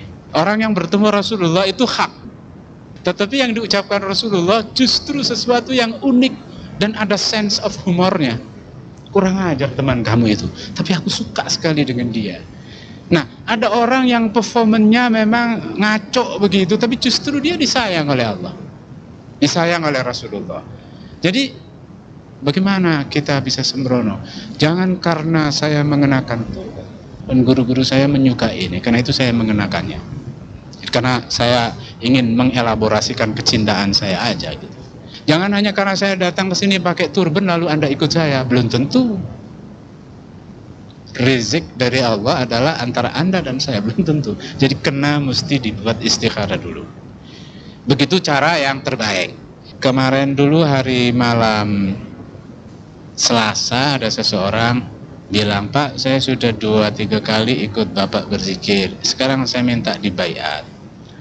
Kenapa Ibu minta begitu? Ya, saya sudah belajar sana sini situ sinu ini gitu macam-macam. Akhirnya pilihan saya jatuh sini. Mudah-mudahan rezeki, tapi boleh saya minta apa, Pak? Anda bisa ketemu saya malam Jumat nanti di Jalan Brawijaya 1. Ya, insya Allah malam ini dan malam besok Anda istikharah. Tanya sama Allah, am I right? Kalau kecenderungan saya adalah untuk mengambil baiat di sini. Begitu rupa dia buat, mantap dia, baru diberikan. Sebab berbaiat itu bukan sesuatu yang bisa dijadikan langkah setengah-setengah, apalagi main-main gitu. Jadi karena Anda punya program yang bagus untuk mengenal beberapa macam bentuk tarekat, pertama saya anjurkan jangan hanya untuk menjadi confused. Itu akan terjadi kalau Anda membuat kalkulasi hanya dengan otak, apalagi dengan informasi permukaan, apalagi dengan derivasi yang belum tentu enlightened atau mengalami renaissance, mengalami Aufklärung, belum tentu mengalami nur. Sebab itu diminta. Jadi karena itu lakukan satu persatu, diistikharahkan. supaya tiba pada pilihan yang pas. Siapa tahu rezeki Anda di X, yang lain di E gitu, jadi tidak setengah-setengah. Boleh jadi begitu. Oke? Assalamualaikum warahmatullahi wabarakatuh. Yang ingin kami tanyakan tadi khusus mengenai baiat gitu, Pak. Setelah kita istikharah, kemudian sudah mantap mengikuti salah satu tarekat, kemudian kita dibaiat. Menurut pengalaman Bapak bin Naksabandi di Indonesia ini, apakah 100% daripada orang-orang dibaiat itu berakhir dengan tujuan sufi itu sendiri, yaitu pertemuan dengan Allah? Terima kasih. Assalamualaikum warahmatullahi wabarakatuh. Pada dasarnya begini, kualitas motivasi berikut aktualisasinya yang dinamakan adab. Adab itu adalah tata suasana mental psikologi dari seorang penempuh jalan menuju Allah, dalam mana aktualisasi kecintaan kepada Allah, kepada Rasul, kepada guru, upaya untuk membuat semacam perfection, bukan perfeksionisme, membuat perfection di dirinya, menghindari yang tidak boleh, mengupayakan optimalisasi, karena rumusnya saudara. Satu hadis qudsi disebut la yazalu abdi yataqarrabu ilayya binawafil, the only way for my people, untuk mendekatkan diri kepada aku, kalau dia mulai makin doyan dengan yang sunat, hatta yuhibbuni wa ana uhibbuh, sampai ia makin cinta sama aku dan aku makin cinta sama dia. Dalam keadaan begitu, kuntu sam'aul ladzi yasma'u biha, aku akan jadi kuping bakal dia mendengar kehidupan ini dengan arif. Aku akan jadi mata bakal dia melihat, menatap kehidupan ini dengan cermat. Orang yang begitu yang tahu bahwa yang datang ke dia itu Allah. Kalau ada ketidakbaikan yang berlaku di orang sekitar dia, itu sindiran Allah, karena Allah telah menjadi mata dia. Aku akan jadi kuping, bakal dia mendengar, bakal jadi mata, bakal dia melihat. Aku akan jadi lidah, bakal dia bicara. Aku akan jadi tangan, bakal dia berbuat. Aku akan jadi kaki, bakal dia melangkah. Apa yang tergerak di hati dia, aku kabulkan. Gak sempat orang itu berdoa. Siapa yang memusuhi dia, kepada yang memusuhi itu aku permaklumkan perang, kata Allah. Ini hadis qudsi yang saya bilang. Jadi perfection seperti itu dinamakan adab. Adab itu seluk-beluknya begini. Saya punya guru, namanya Kiai Munawir bin Mustafa. Beliau tinggal di Kertosono. Saya mencari kemana-mana nggak dapat, sampai ke Malaysia, sampai ke Bonjol dan seterusnya. Tiba giliran saya dapat, cuman orang yang kampungnya 24 km dari kampung saya. Beliau udah lumpuh, usianya 94 tahun. Saya datang ketika beliau dikerubungi oleh muridnya, niki murid kula sedaya niki Yai, kata Kiai Munawir. Ini murid saya semua. Oh ya. Terus bilang kepada orang, ini Kiai Mustafa dari Jakarta, murid saya. Jadi orang kemudian pada mendekat saya, wah Jakarta. Lihat dengar Jakarta orang kan gimana gitu ya. Nanya semua gitu. Lalu Kiai Munawir itu bilang, Yai, dia teriakin saya. Kenapa Mbah? Sampai nih kalau Yai tak delok-delok kok kayak wong geblek, katanya. Saya kaget setengah mati. Sampai nih saya lihat kayak orang geblek. Geblek bagaimana Mbah? Saya bilang itu. Lah wong situ wong pinter kok melok aku wong bodoh. Saya ketawa ngakak. Niku urusan kula kali Allah. Itu urusan saya dengan Allah. Pagi kok saya ikut-ikut. Dia ngakak. Dia ngetes saya. Di depan orang lain bagaimana kalau saya diposisikan sebagai favorable? Apakah saya hidungnya gini-gini kira-kira gitu? Jadi ini sekolahan hati, sekolahan adab nih. Lalu saya ditonjok habis-habisan dengan jab yang begitu kuat. Saya lihat kamu kayak orang geblek. Geblek bagaimana? Orang pinter kok ngikut guru bodoh. Memang beliau pengetahuannya nggak ada. Cuman beliau ahli tirakat, ahli sedekah. Satu ketika dia dengar ada bunyi panci di dapur, mulai dituangin minyak. Apa kui katanya? Apa tuh? Nggak ada apa-apa katanya. Jangan bohong. Ya anaknya di daulat begitu, bilang, nyembelih ayam biar bapak makannya. Jangan digoreng, potong kecil-kecil, bikin sup kasih anak pesantren. Begitu rupa kecintaan dia kepada murid-muridnya. Ini saya ditonjok begitu. Udah selesai acara itu, alhamdulillah saya dapat melampaui dengan sebagaimana mestinya. Tiba giliran berjamaah, beliau tidak jadi imam karena sudah sudah uzur, sudah sepuh. Lalu belum takbir, dia teriak, "Ke Mustafa, Jakarta pundi," katanya. Saya udah depis di pinggir sekali, biar tidak menonjol, malah dia tanya. Saya ngeri. Jadi saya dia taruh di sebelahnya, dia duduk. Sekali waktu saya terpandang beliau ketika sedang rukuk. Karena posisi beliau rendah, saya begini ya. Saya nampak itu mata saya tidak tertuju kepada calon tempat jidat saya ditaruh di sudut. Sebagaimana adabnya orang sholat. Saya nampak Kiai Munawir. Begitu, Assalamualaikum. Beliau teriak, "Assalamualaikum warahmatullahi wabarakatuh." Orang belum mulai wirid, dia bilang gitu. Jadi murid jangan sekali-sekali terlintas pikiran dan perasaan untuk melihat kejelekan dan kekurangan guru. Mampus lo, saya bilang dalam hati, kena nih gue. Begitulah kecintaan seorang guru yang luar biasa. Sekali waktu saya diajak beliau untuk datang ke murid yang dia pilih. Jadi dia suka menyuruh orang buka pesantren berkembang. Ini ada seorang kiai di Pasuruan, Saleh namanya. Pesantrennya besar dan aneh, pesantren luar biasa. Dia sampai punya murid yang sekarang buka pesantren di satu kaki gunung di dekat Malang, Pandaan, namanya Jurang Londo. Anak-anak yang nyantri di situ itu adalah anak-anak orang Buddha dan Hindu dari Tengger. Namanya Taufik, kecil, 29 tahun. Rumahnya bodol, masjidnya bagus.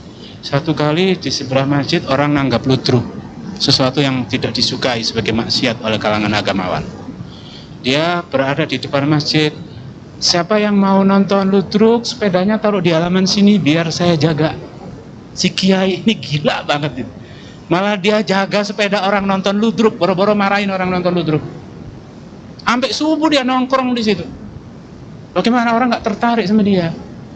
Yang saya bilang, Kiai Maskin tadi, yang bekas kampung sudah Kristen itu sudah rawawan yang saya ajak ini, pernah saya bawa ke sana. Itu ada sejumlah santri yang hidup sama dia. Apa yang dimakan kiai itu, itulah yang dimakan santri. Jadi dia menggratisin santri, makanannya, pakaiannya, bukunya. Kalau lagi ada rezeki diberikan jam. Padahal dia nggak pernah bilang kepada orang kebutuhan uangnya. Karena dia yakin. Itu yang dia petik dari Nasabani. Saya nolong orang, gak mungkin Allah gak nolong saya. Saya sendiri suka kadang-kadang tergelitik, pengen sekali ke sana, ada uang yang mau ditinggal. Emang dia lagi perlu. Luar biasa banget itu. Jadi ya Allah, aku lagi dikutik aja sama Allah gitu. Suruh bawa duit ke sana. Jadi orang lain ngejar duit, dia dikejar duit. Nah ini Kiai Taufik yang umur 29 tahun ini juga begitu. Saya jatuh hati sama dia, kurang asam nih.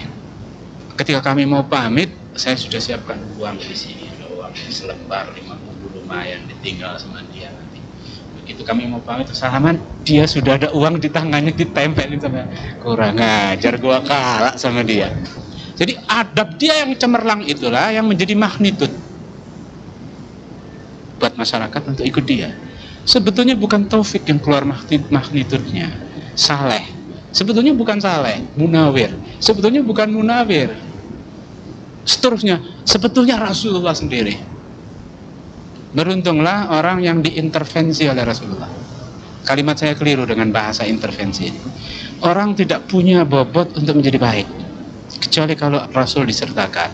Anda sudah diperkaya dengan instrumentasi ritualistik untuk itu.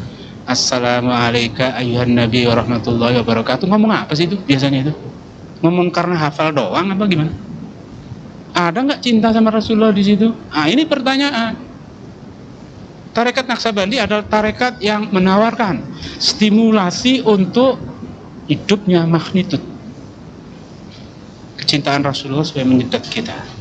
Itu backgroundnya orang Naqsabandi mengikuti Abu Bakar As-Siddiq, tapi tetap dengan respect kepada Sayyidina Ali. Tarekat itu imma dari Abu Bakar As-Siddiq, imma dari Sayyidina Ali. Umumnya most of the channels yang dua itu. Jadi kalau Anda pertanyakan sejauh pengalaman, bukan pengalaman saya, pengalaman umum. Setiap orang yang berbaiat itu bisa melangkah, enggak, tergantung niatnya bulat apa lonjong, apa cemet, apa dedel-dedel. Bagaimana dia bisa bulat? Apakah minta sama Allah atau kagak? Itu yang menjadi soal.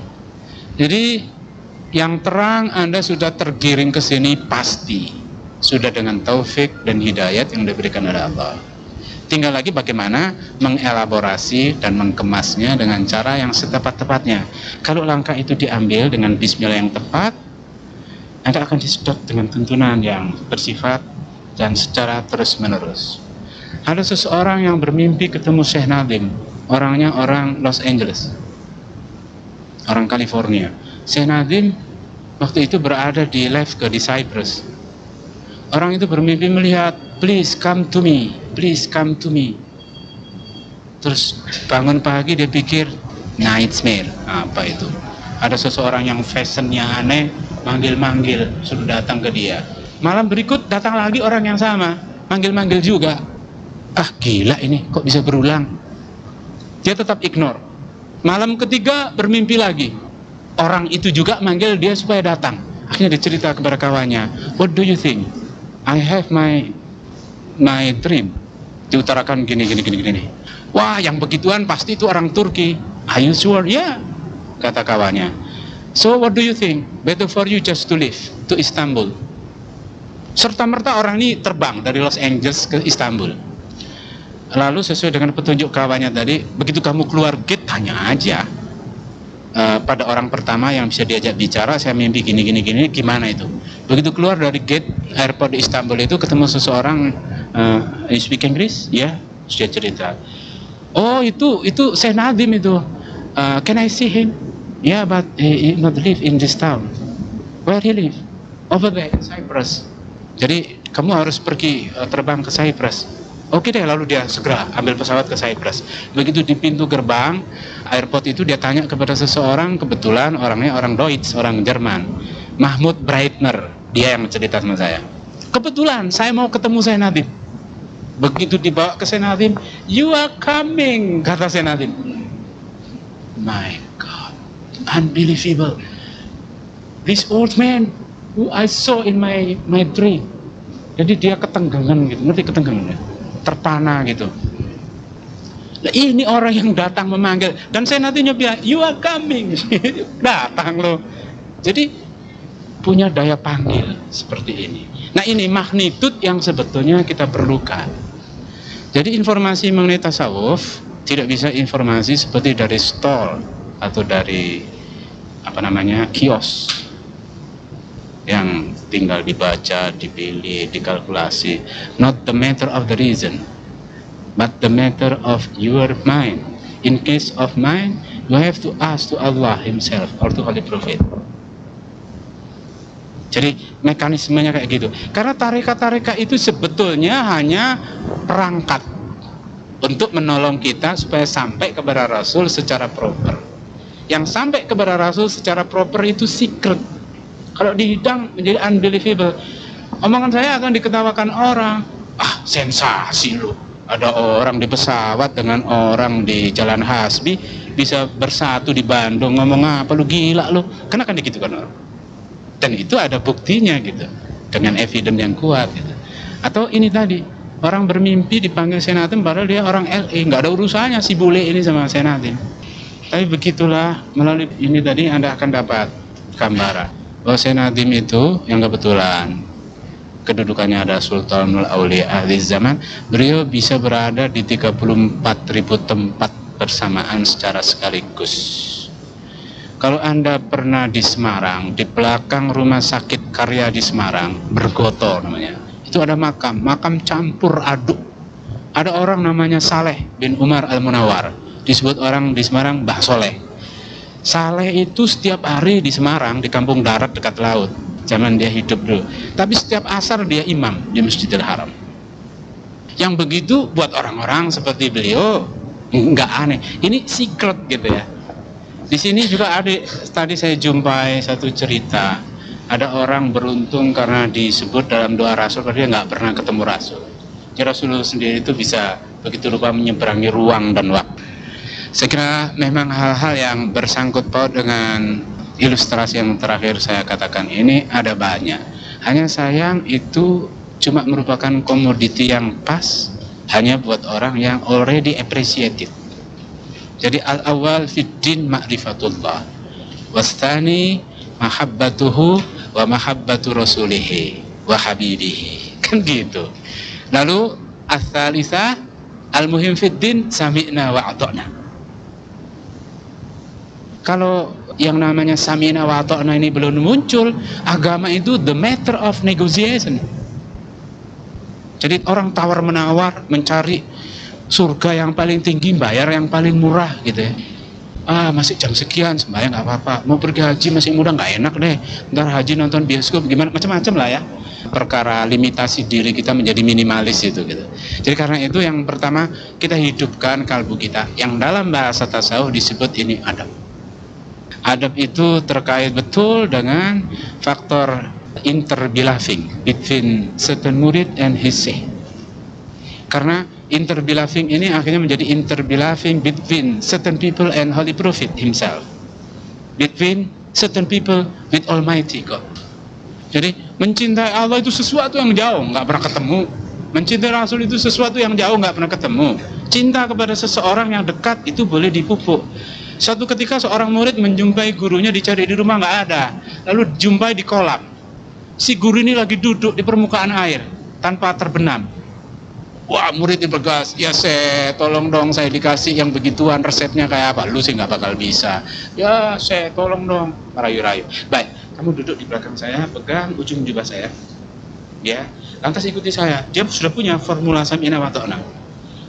Wali ini namanya Ahmad Hanafi. Kamu sebut nanti, ya Ahmad, ya Hanafi. Guyon ini. Namanya si Ahmad Hanafi ditugel tadi loro. Ya Ahmad, ya Hanafi. Ya Ahmad, ya Hanafi. Padahal namanya Ahmad Hanafi.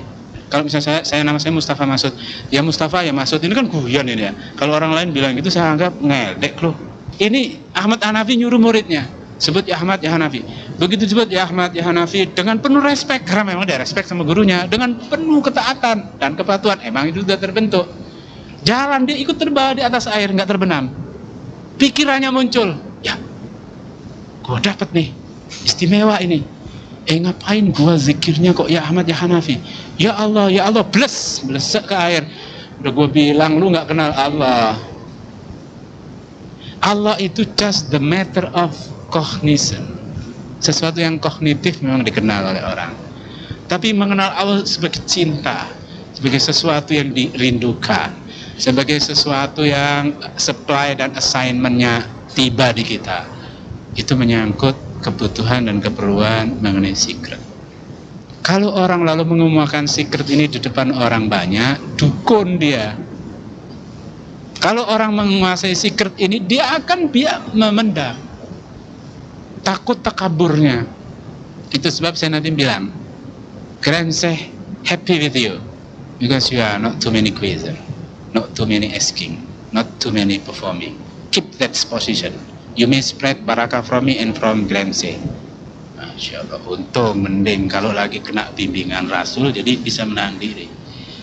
Ya saya sejak masa mahasiswa paling menonjol, di mana-mana suka menonjol. Penonjolan itu penyakit memang, karena itu berusaha untuk ngerem. Itu menjadi penting. Kalau nggak begitu saya nanti habis dengan penonjolan yang sudo itu, yang semu itu, kayak menonjol padahal nggak ada artinya.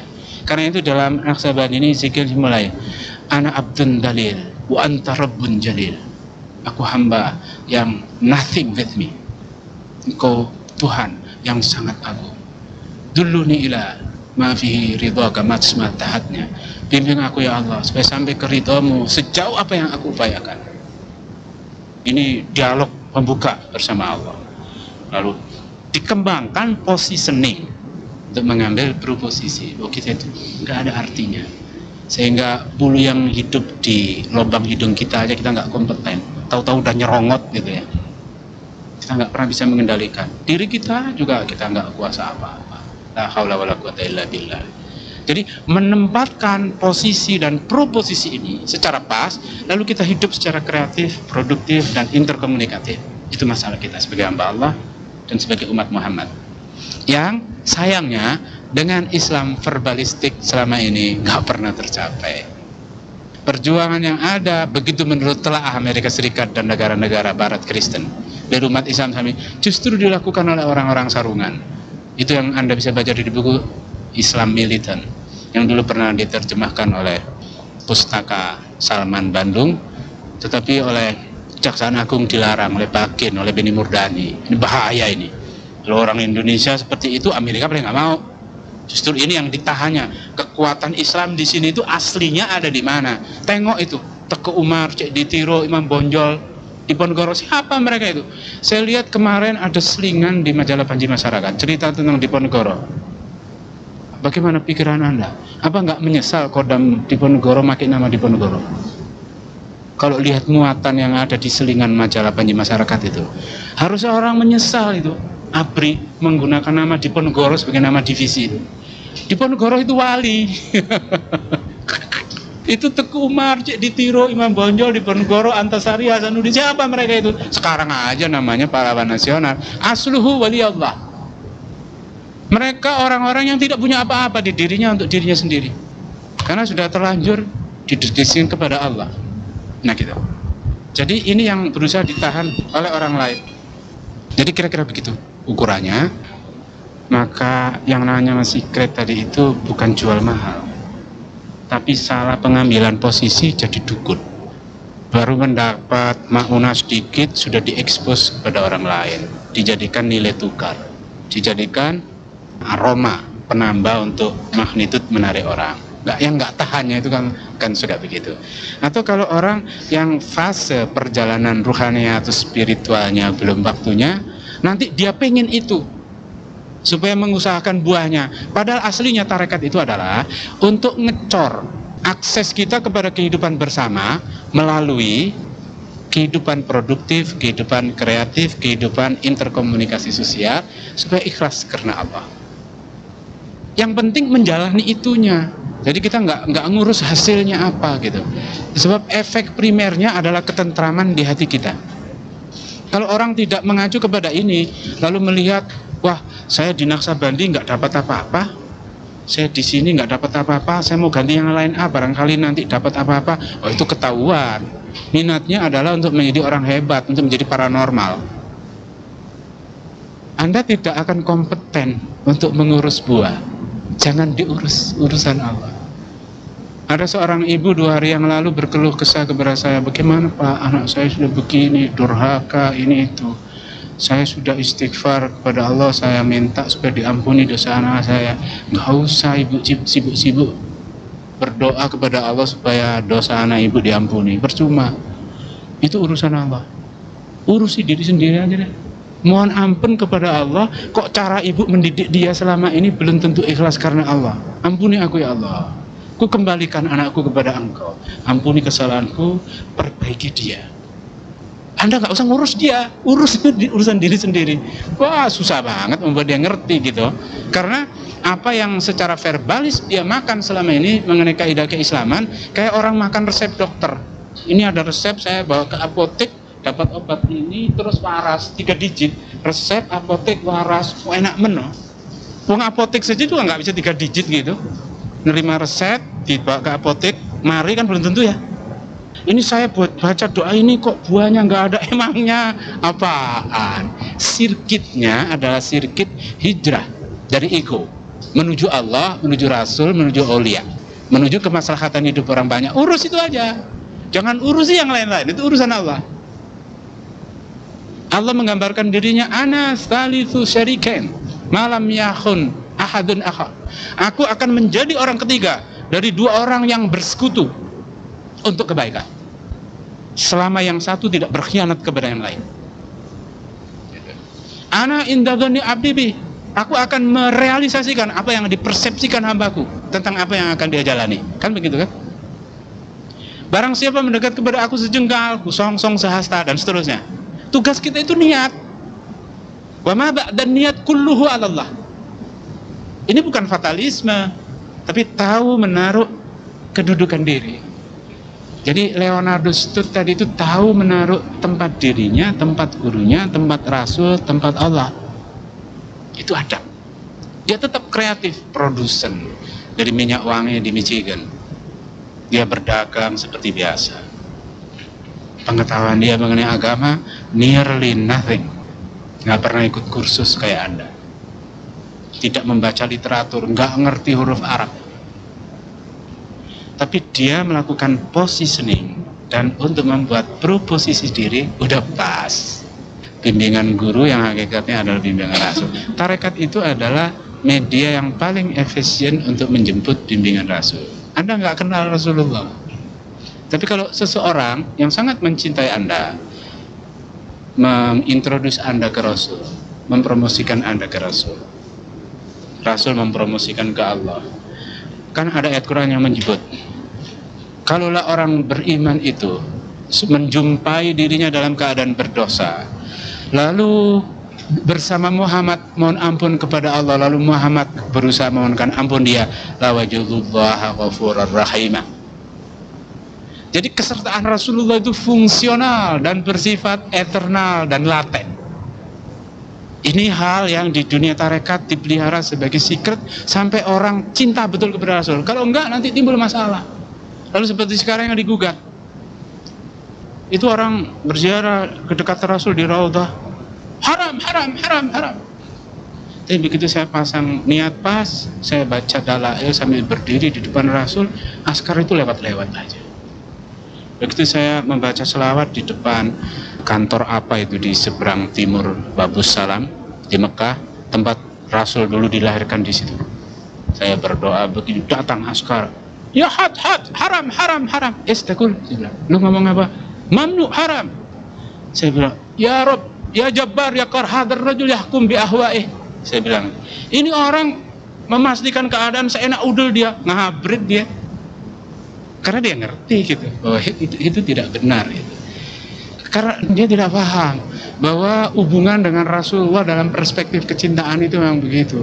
Supaya Anda tahu aja, Wahabi itu kan satu dinasti yang mempecundangi Syarif Hussein, yang itu Habib.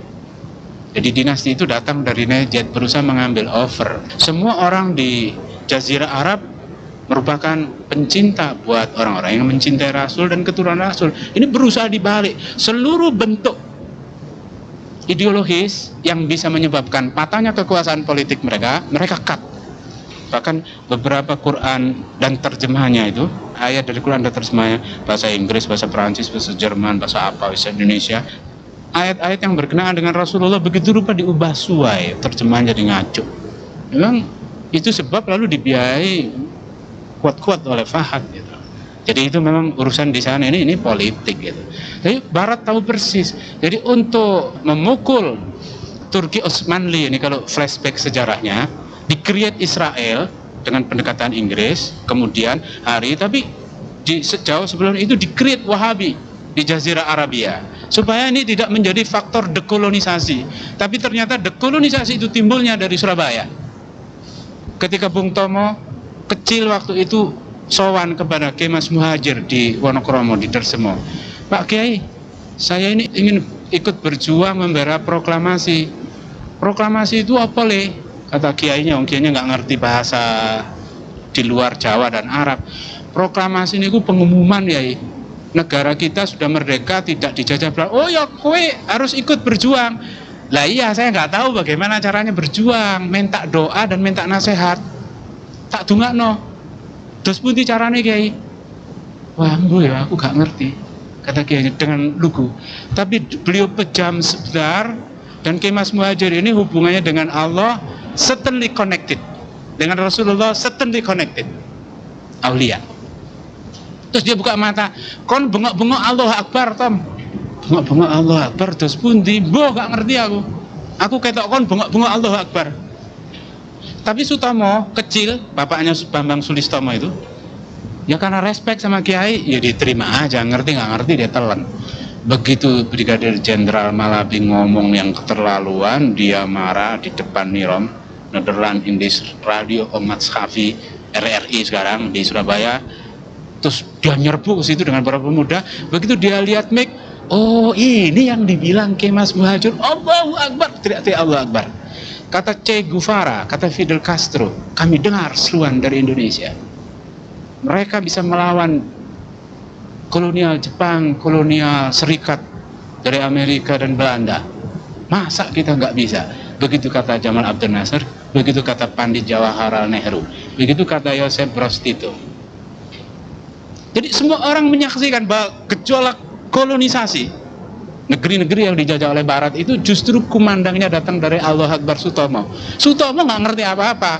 Ini dari Ki Mas Muhajir. Ki Mas Muhajir nggak ngerti apa-apa. Rasulullah sendiri yang membimbing dia. Loh, ini kalau dibilang di tengah jalan kan, wah lu sudah senting Mustafa, ngomong apa lu, melanggar hipotesa sejarah dan historiografi. Kan orang kan bilang gitu.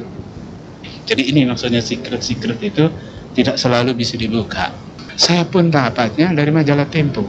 Ketika Bung Tomo mau pergi haji dan dia mati itu dia diwawancara Tempo. Wah, mau jadi santri nih. Enak aja lu bilang gua mau jadi. Dari dulu juga gua santri. Kata Bung Tomo dengan sewot. Gimana itu, Bung? Lalu dia cerita pengalaman menjelang perang kemerdekaan itu. Jadi orang tidak bisa membaca benang merah sejarah ini dengan baik lalu tidak tertangkap sebagaimana mestinya, kecuali orang menangkap secret. Dan secret ini tidak untuk diobral. Saya mengupakan pun dengan mohon ampun dan taufik dari Allah untuk Anda semua. Kok memang Anda punya rezeki ruhaniah untuk mengadaptasi informasi dan ilustrasi yang saya berikan. Ini urusan Allah, urusan Rasul, urusan Syekh Nadim. Saya menempatkan diri hanya dalam sub-authority dari super otoritas ataupun otoritas Rasul dan otoritas guru saya itu. Saya kira begitu. Maaf, saya sudah lewat. Terima kasih Bapak dan sekalian. Waktu kita sudah lewat 15 menit, tapi cukup menarik pembahasan tarekat Naqsyabandi ini. Sebelum berakhir paket kita pengenalan terhadap tarekat-tarekat, kami dari Tazkiyah mohon maaf jika pelayanan kami, matan kami khususnya kepada Bapak dan Ibu sekalian. Bapak dan Ibu sekalian, setelah kita mengenal tarekat-tarekat yang ada melalui tazkiyah ini, penilaian itu berada semua pada Bapak dan Ibu sekalian. Sattoriyah bagus, Qadiriyah, Naqsyabandiyah bagus, Naqsyabandiyah bagus, semuanya tarikat bagus karena akan mengantarkan kita kepada Rasulullah dan Allah Subhanahu wa ta'ala. Jangan dibingungkan.